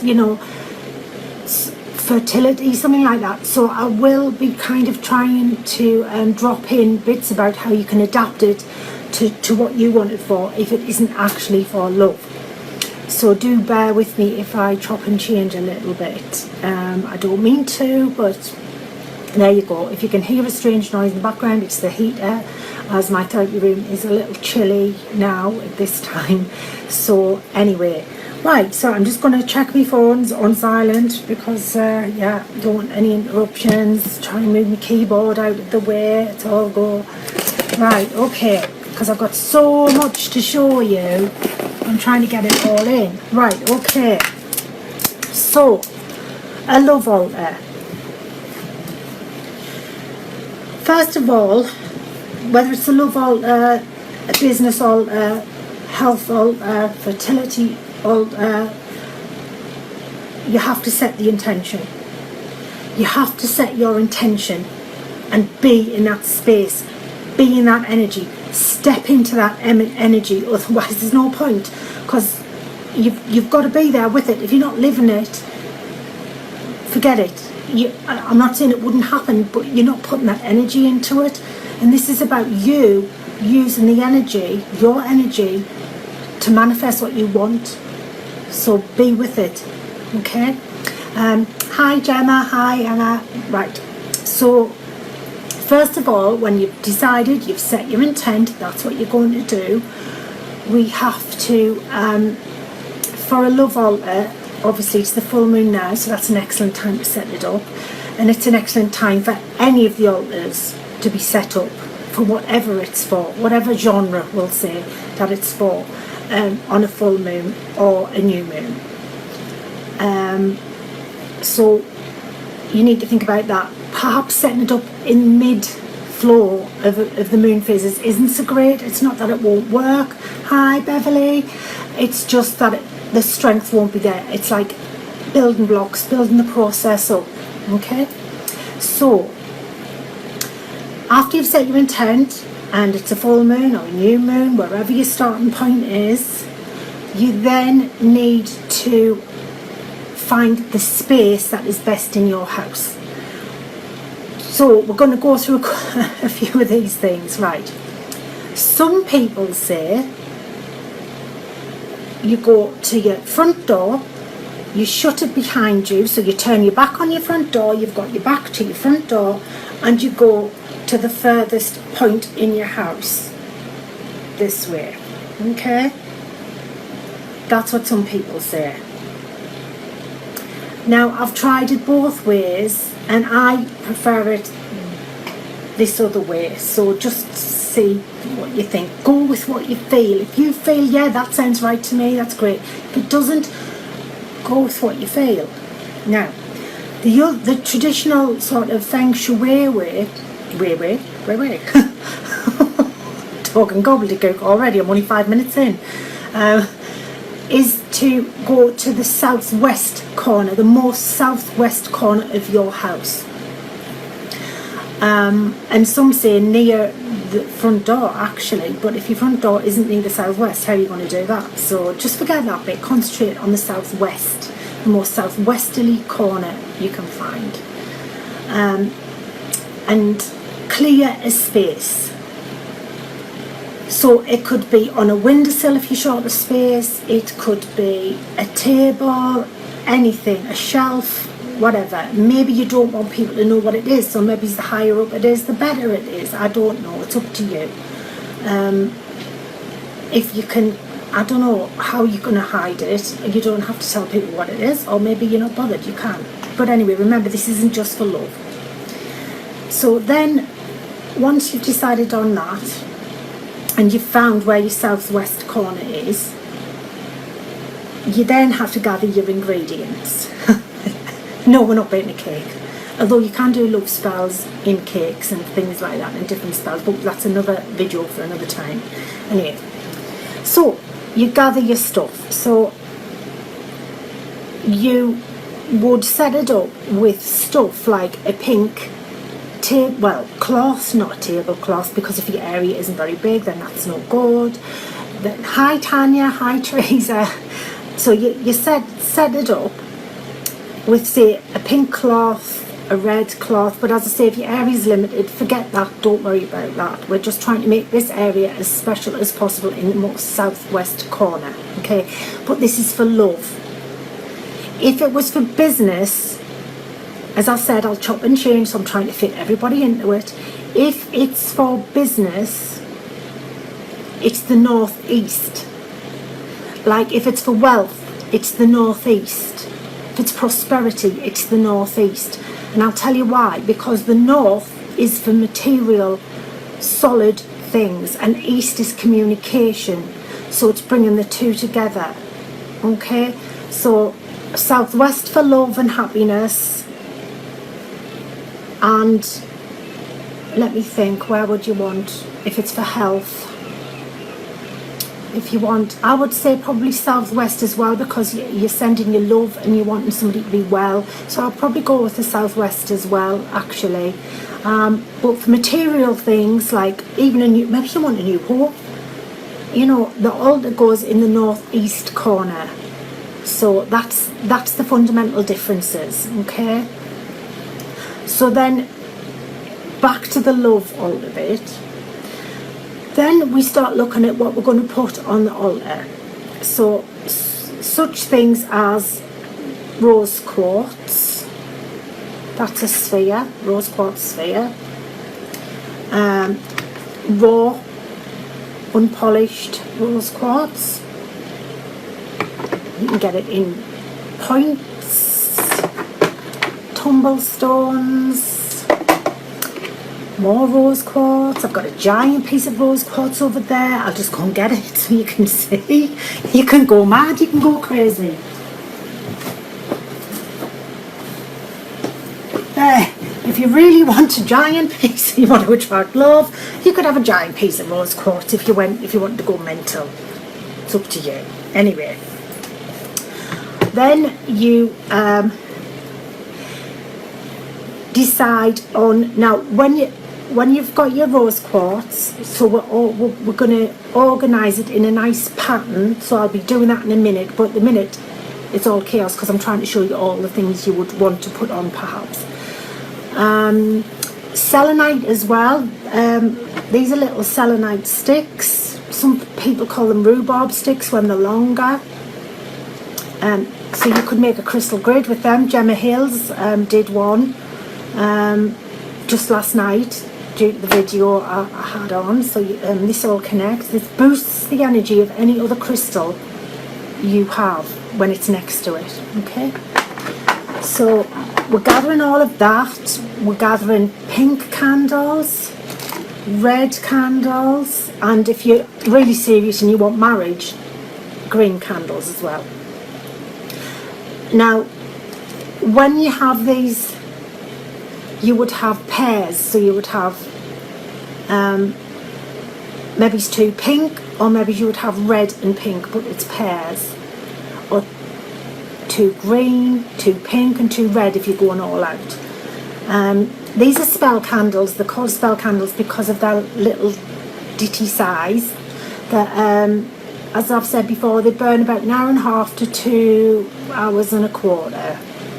So they're quite good, so you can keep replacing them, or you can put bigger candles on so they just burn down gradually each night. Because we're tending this altar, we're putting our energy and effort into this altar. If it's business, it would be deep blue or purple candles, okay, because you're under Jupiter.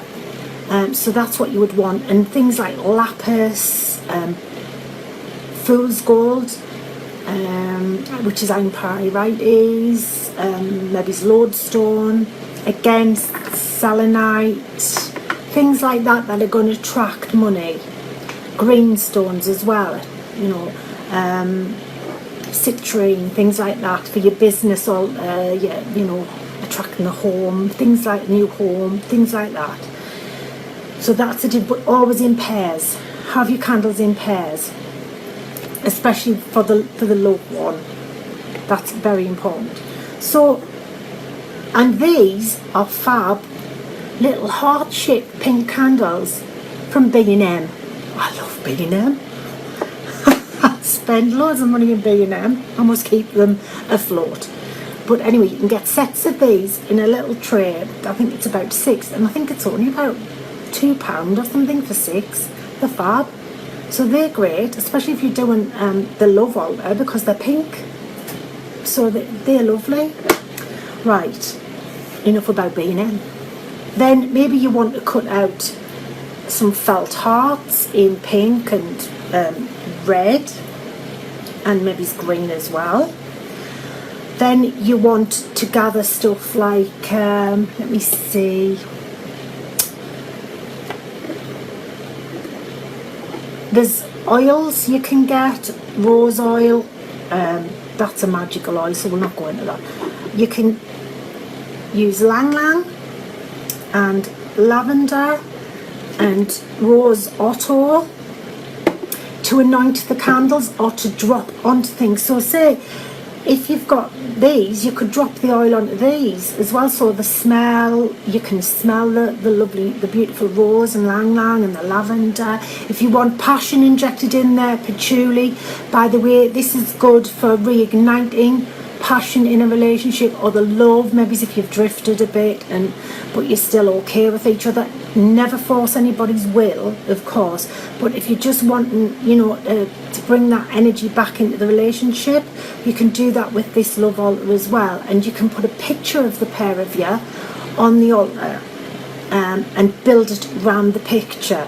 Obviously, if you don't know who it is who's coming in, it's a surprise, because you never meant to really name anybody. If you're trying to attract someone, you're just building it around the rose quartz and the heart and things like that. So you've got all of that, you've got your oils, maybe you've got some Lucky Charms, stuff like that, you know, like the heart, things like that. Maybe you've got some glittery stuff but in pink. And this, by the way, could be put in the gold, could be put in your altar, or even your manifestation box, like I was talking about yesterday. You could put this kind of stuff into the manifestation box. You can sprinkle it on your altar for business and career and work, money, because obviously the gold, the silver. If it is, again, business, work, money, you would maybe put some money on the altar as well, of different denominations. It could even be foreign money, but then if you haven't got a job, that might mean you get a job abroad. So just think carefully. Anyway, you could get a heart. I know I'm dead craft. I love it when I do my spell workshops, because I've got them doing all sorts of stuff. You could get one of these cork ones, which is great for absorbing the aromatherapy oils, and you could fancy that up with glitter gel stuff.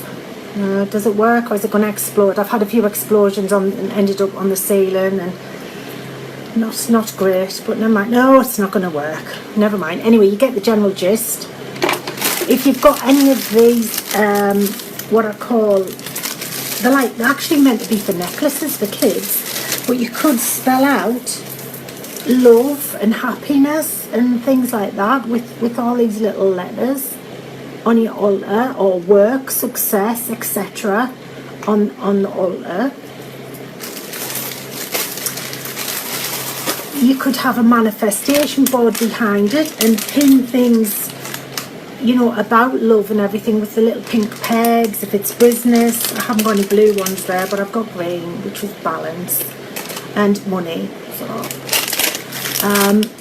So there's so many things you can do. What you also do is burn incense. Now, I can't even remember where somebody got me this. I'm going to have a sniff. I can't even remember if it smells like. Oh, it's quite pleasant. Yes. So if you've got stick incense, you can burn this on your love altar. And as it says, love angel. I'm not saying anything. I could, but I'm not going there. Okay. So yes, you can burn incense, or you can, if you've got like a little mini cauldron thing like me, a burner, censer, you can use the charcoal blocks to light and sprinkle incense onto that. Rose petals, so you'll be using them to sprinkle onto your altar. Things like that. If you've got, you can buy these, you can buy silk petals you could put around your altar, things like that, so you're attracting the love in. Right, so this is what you do. Now I'm going to try and put everything on the floor so I can try and arrange it. Oh, and these, I found these lovely little heart things, bells, and I made a special mojo bag to attract love. So you could carry that round with you, but I made that up especially for somebody. So, right. Shells as well. Little known fact, but shells do represent love, but they also represent wealth. So you could put it on the wealth, business altar, or your love altar. Okay. Because it's kind of for love, it will be communication, and water, the element of water, because it's a shell, it's come from the water, so on and so forth. And the element of water is always associated with love and emotions, whereas when we talk about wealth, money, jobs, it's always the element of earth and air. Okay, and obviously southwest is water and fire. Fire is the passion. So it actually makes sense when you think about witchcraft, and we don't just, make it up. There's actually reason behind it. If you're into angels and you've got any nice little angel wings, you could put a pair of them down. All goes. Also, I suggest you start carrying around rose quartz with you if it's for love. I've got a nice little necklace here of rose quartz. You could start wearing that. A bracelet with a power bracelet with rose quartz. If it's business, you would maybe have wear some lapis or carry lapis around with you, something like that. So there's so many different things you can do. So I'm going to try and show you maybe how you would set your altar up. Okay. So maybe you've got your heart, and then because I'll turn this around so you can see it in a minute. And then you maybe putting a point here, some selenite there, all the way around. I don't know, I'm doing this very quickly of course, but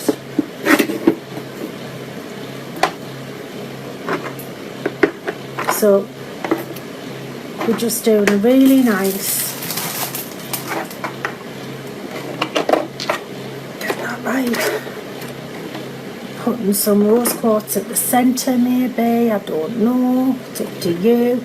Remind me when it gets to nearer the new moon, and I'll show you a peg doll spell to attract love as well, but I can't show you in a minute, there's too much to do, and it's meant to be done on a new moon up to the full moon. So if you remind me by messaging me, texting, whatever it is, I'll show you how to do that one as well. So we've got our rose quartz. As I fling everything on the floor so I can kind of show you everything. Right.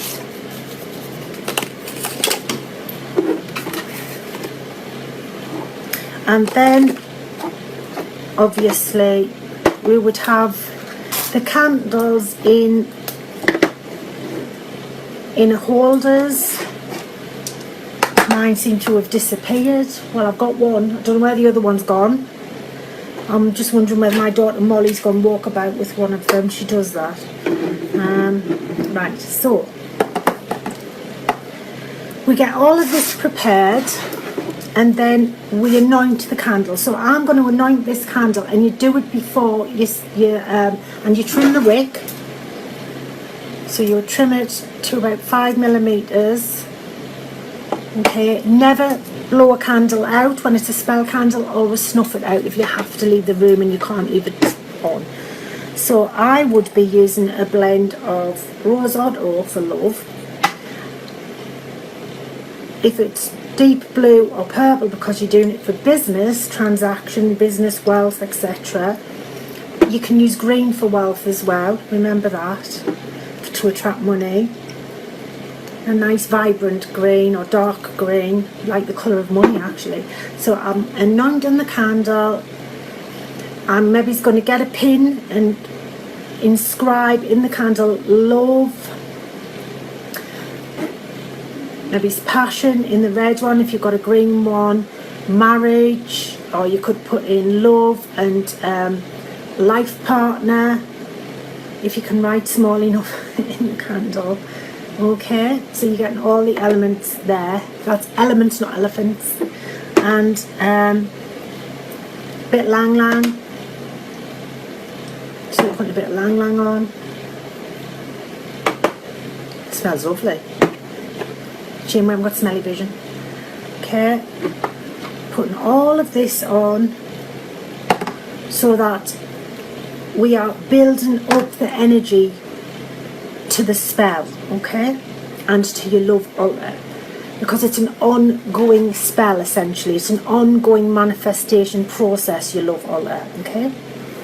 So once you've got it all together and you've cleared a space in your southwest corner, northeast for business, wealth, etc., career, then you start to put it all together. So let me see.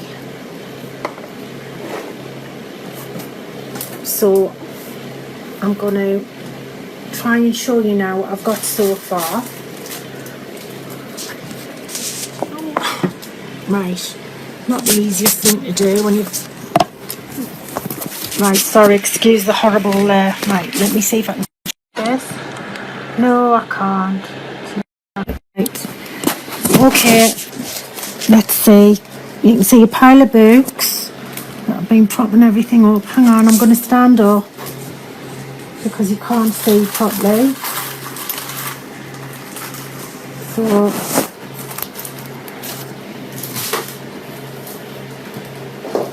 Right. Okay. Right, let me see. Can you see? Yes. Something like that. Okay. So you've got the rose quartz, the selenite, you've got a pink candle, a red candle, maybe the green one. As I'm saying, it's always better to have pairs. So 2 pink or 2 red or 2 green or pink and red, etc., but in pairs. Okay, so you burn these candles down and then you would repeat the process.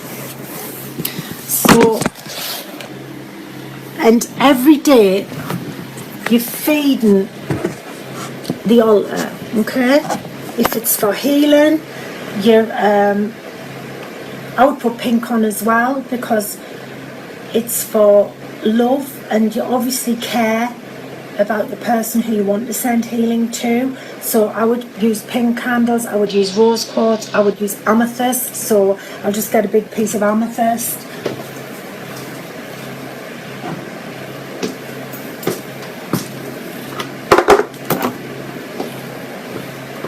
So I would be using amethyst on a healing altar, okay, and building around that. Or if you've got a sphere of amethyst like that, you could build it around that. I'll be using green for healing as well, so green cloth, maybe it's a green heart, things like that for a healing altar.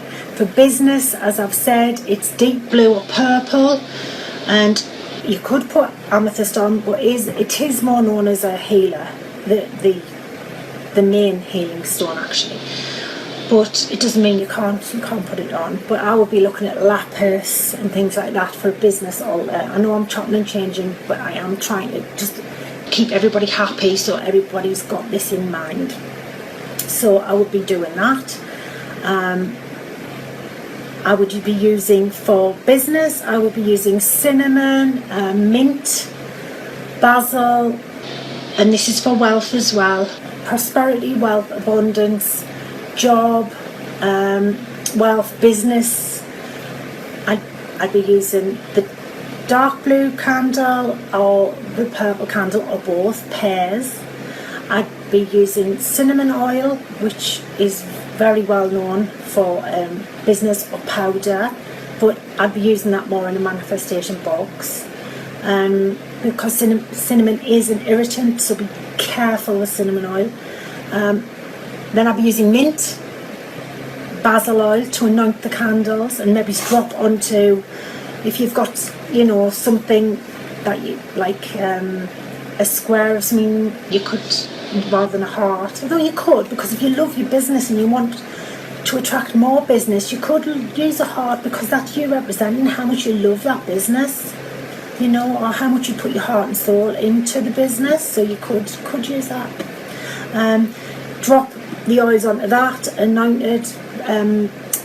Again, if it's a manifestation box, it's better with like dry basil, cinnamon powder, things like that, vervain, stuff like that. Not that vervain you can get in the supermarket, you can't. Mint, dried. You could sprinkle it round the altar, if it's for business. If you have as I said, coins, be putting that round, and the sparkly things that that I showed you, that foil, I don't know what they're actually called. Let me have a look, see if I've got a name.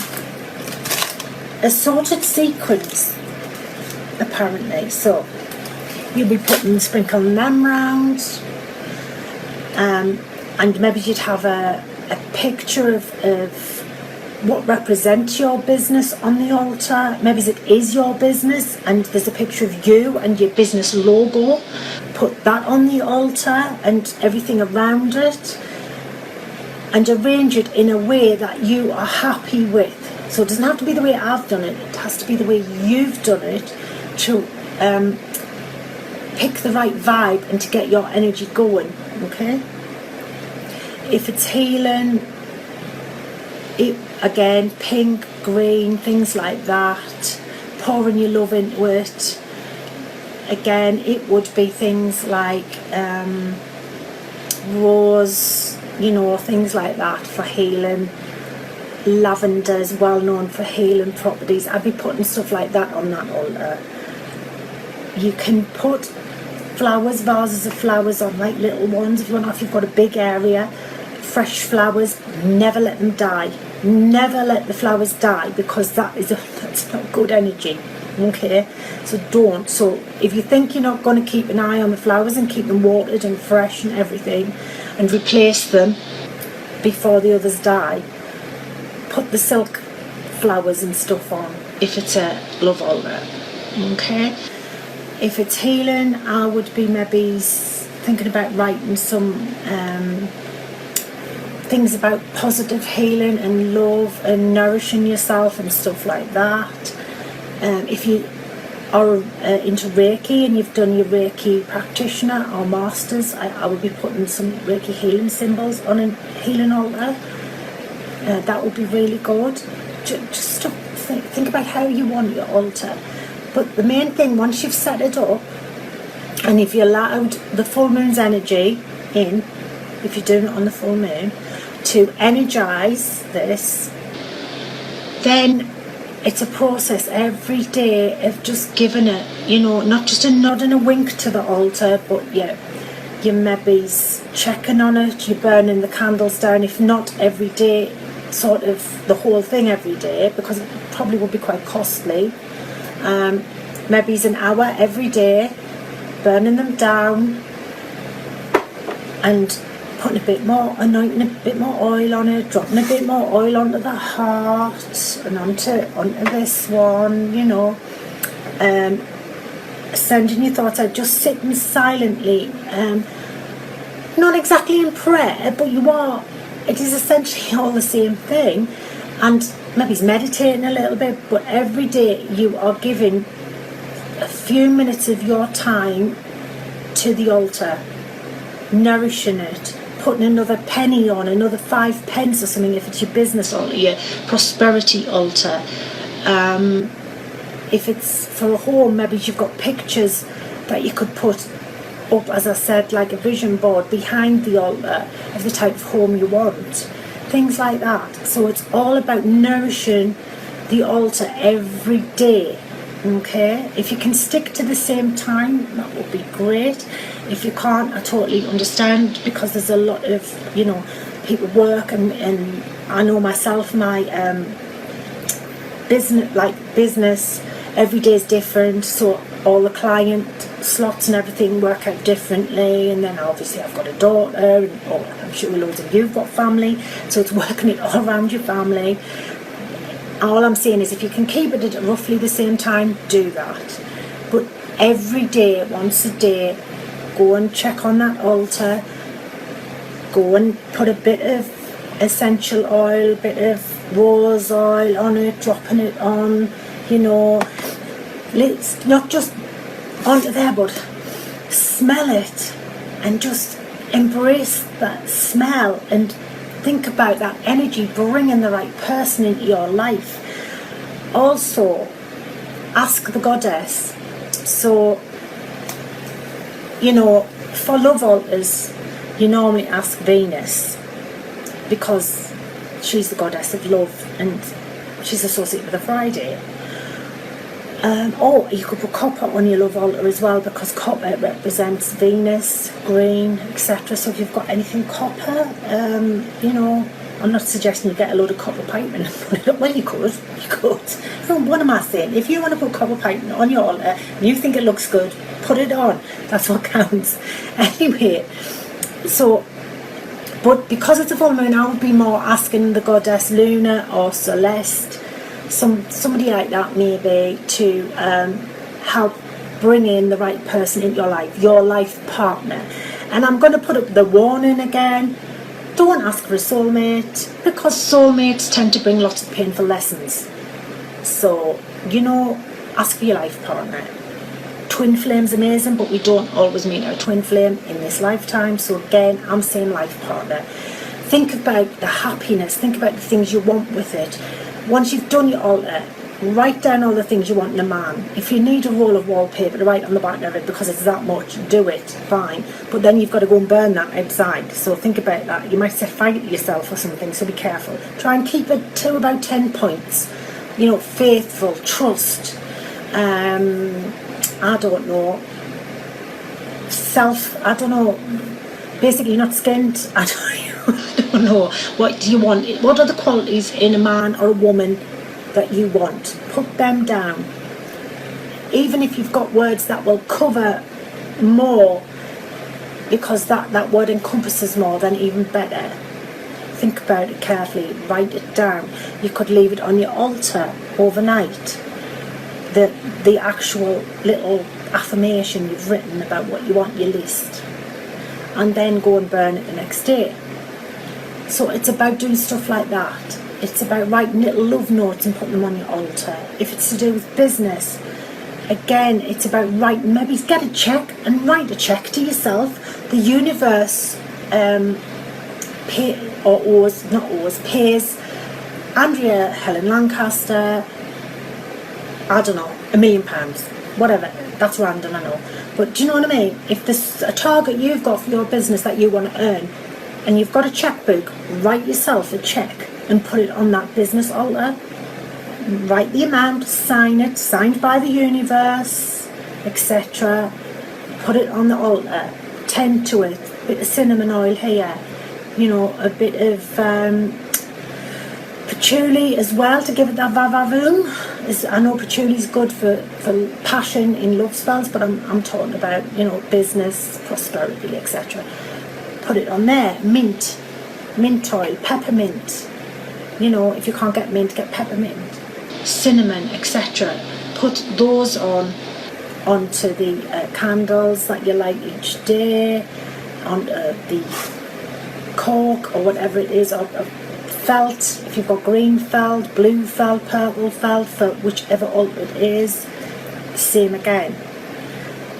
Harness the full moon's energy while you can.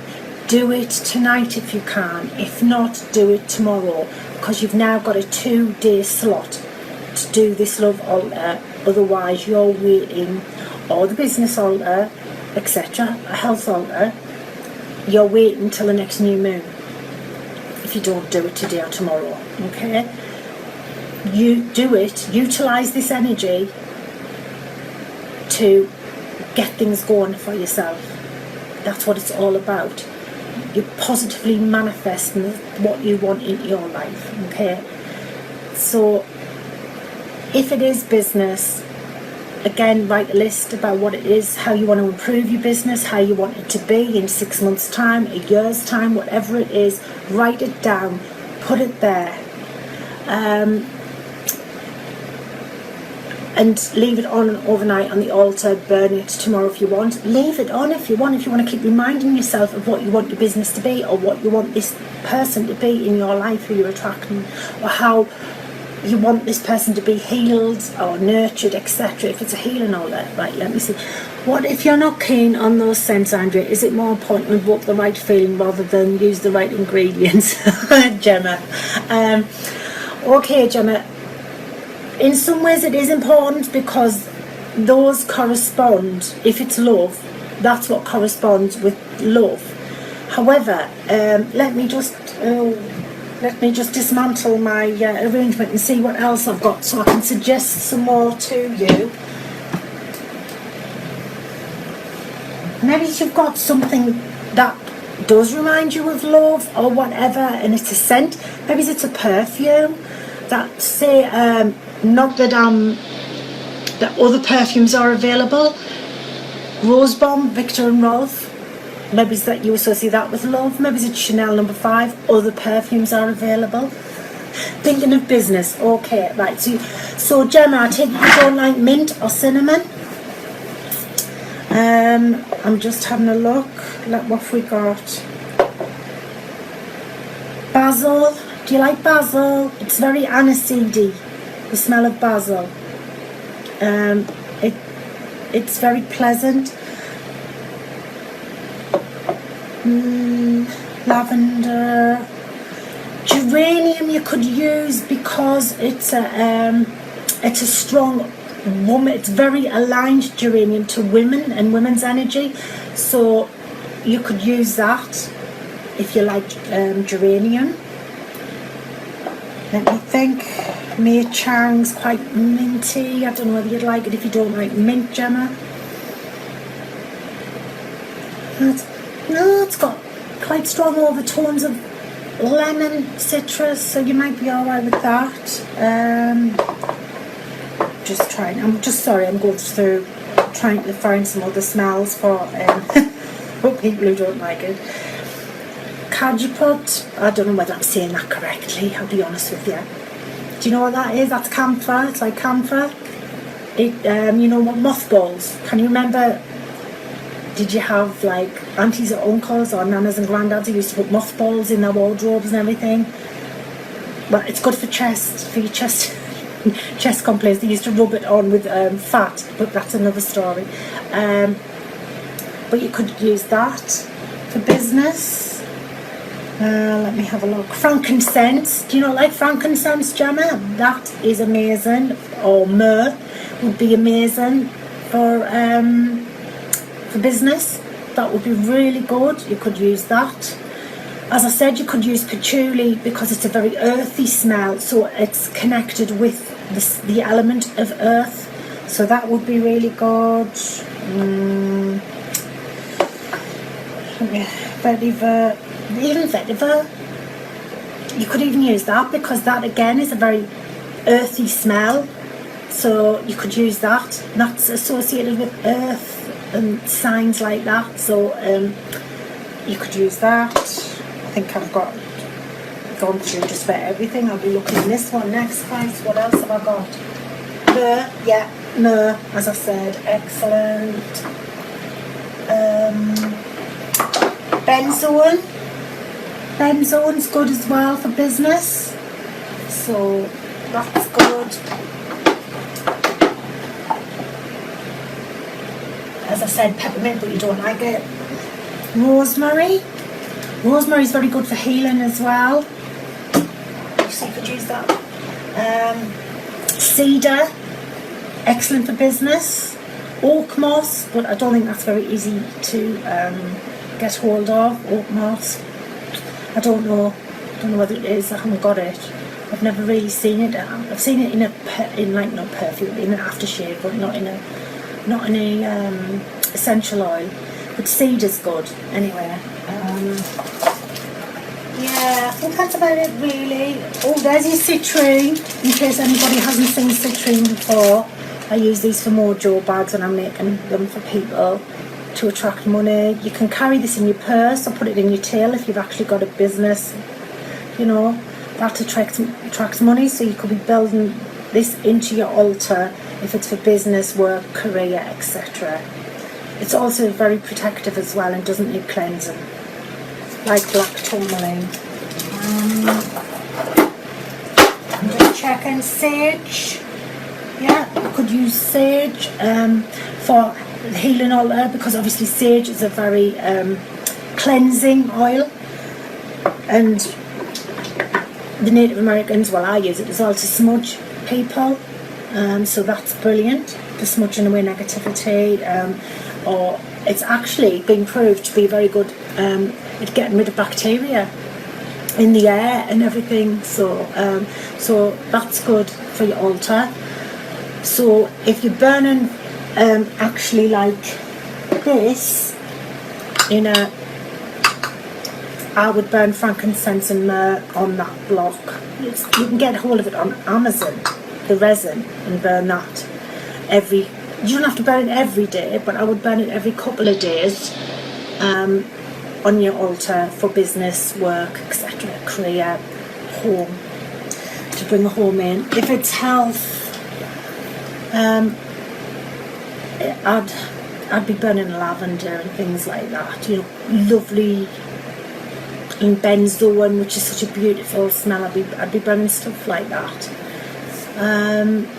If it's for love, again, I would be burning patchouli root or lavender petals, lavender buds, you know the grains, and rose petals. I would also sprinkle rose petals round like that. Who have made a mess all over my altar like that, and maybe I'd be putting some of these pretty little hearts round. So all of this is building up and just building that energy up. You can feel it building up, and especially as the moon starts to shine, try and hopefully in the southwest, if it's for love, you might get some, if it's positioned in the right way. If not, don't. Just know that you're channeling the energy of the goddess. Okay, so I'm telling you to stand in your power and channel that energy of the goddess. Ask the goddess to come forward and bless your altar, to bring forth your life partner, to be, so that you are happy and in a loving relationship that is both give and take. It's equal. You don't want a one-sided relationship, do you? No. So, as I've said, if it's the northeast, again, try and get the moonlight on it if you can. If you were doing the prosperity jar spell, you could put that on your altar, as long as the moonlight's shining on it, and then tip the water out onto Mother Earth tomorrow or the next day if you're doing it tomorrow. If you haven't got all the ingredients right now, just put on the altar what you have got and build it up as you get it, whether you've got a local shop that sells all of this kind of stuff, whether it's up from Amazon, eBay, wherever. Just build it up as you go. You know, supermarkets, you can get your basil, mint, let me think, what can get, rosemary, you can get that, you can put that on your business altar. You can sprinkle all of these on, or in your manifestation box. So just know that you can build on it. Don't worry about not having everything today.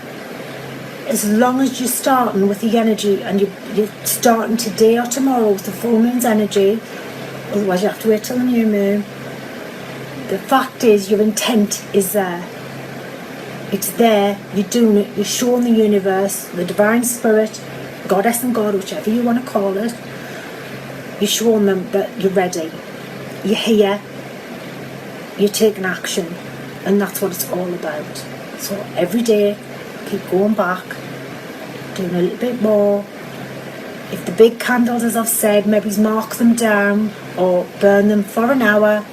Snuff the candle, don't blow the candles, so on and so forth. You need to do this for at least 28 days, but I would personally be attending to this altar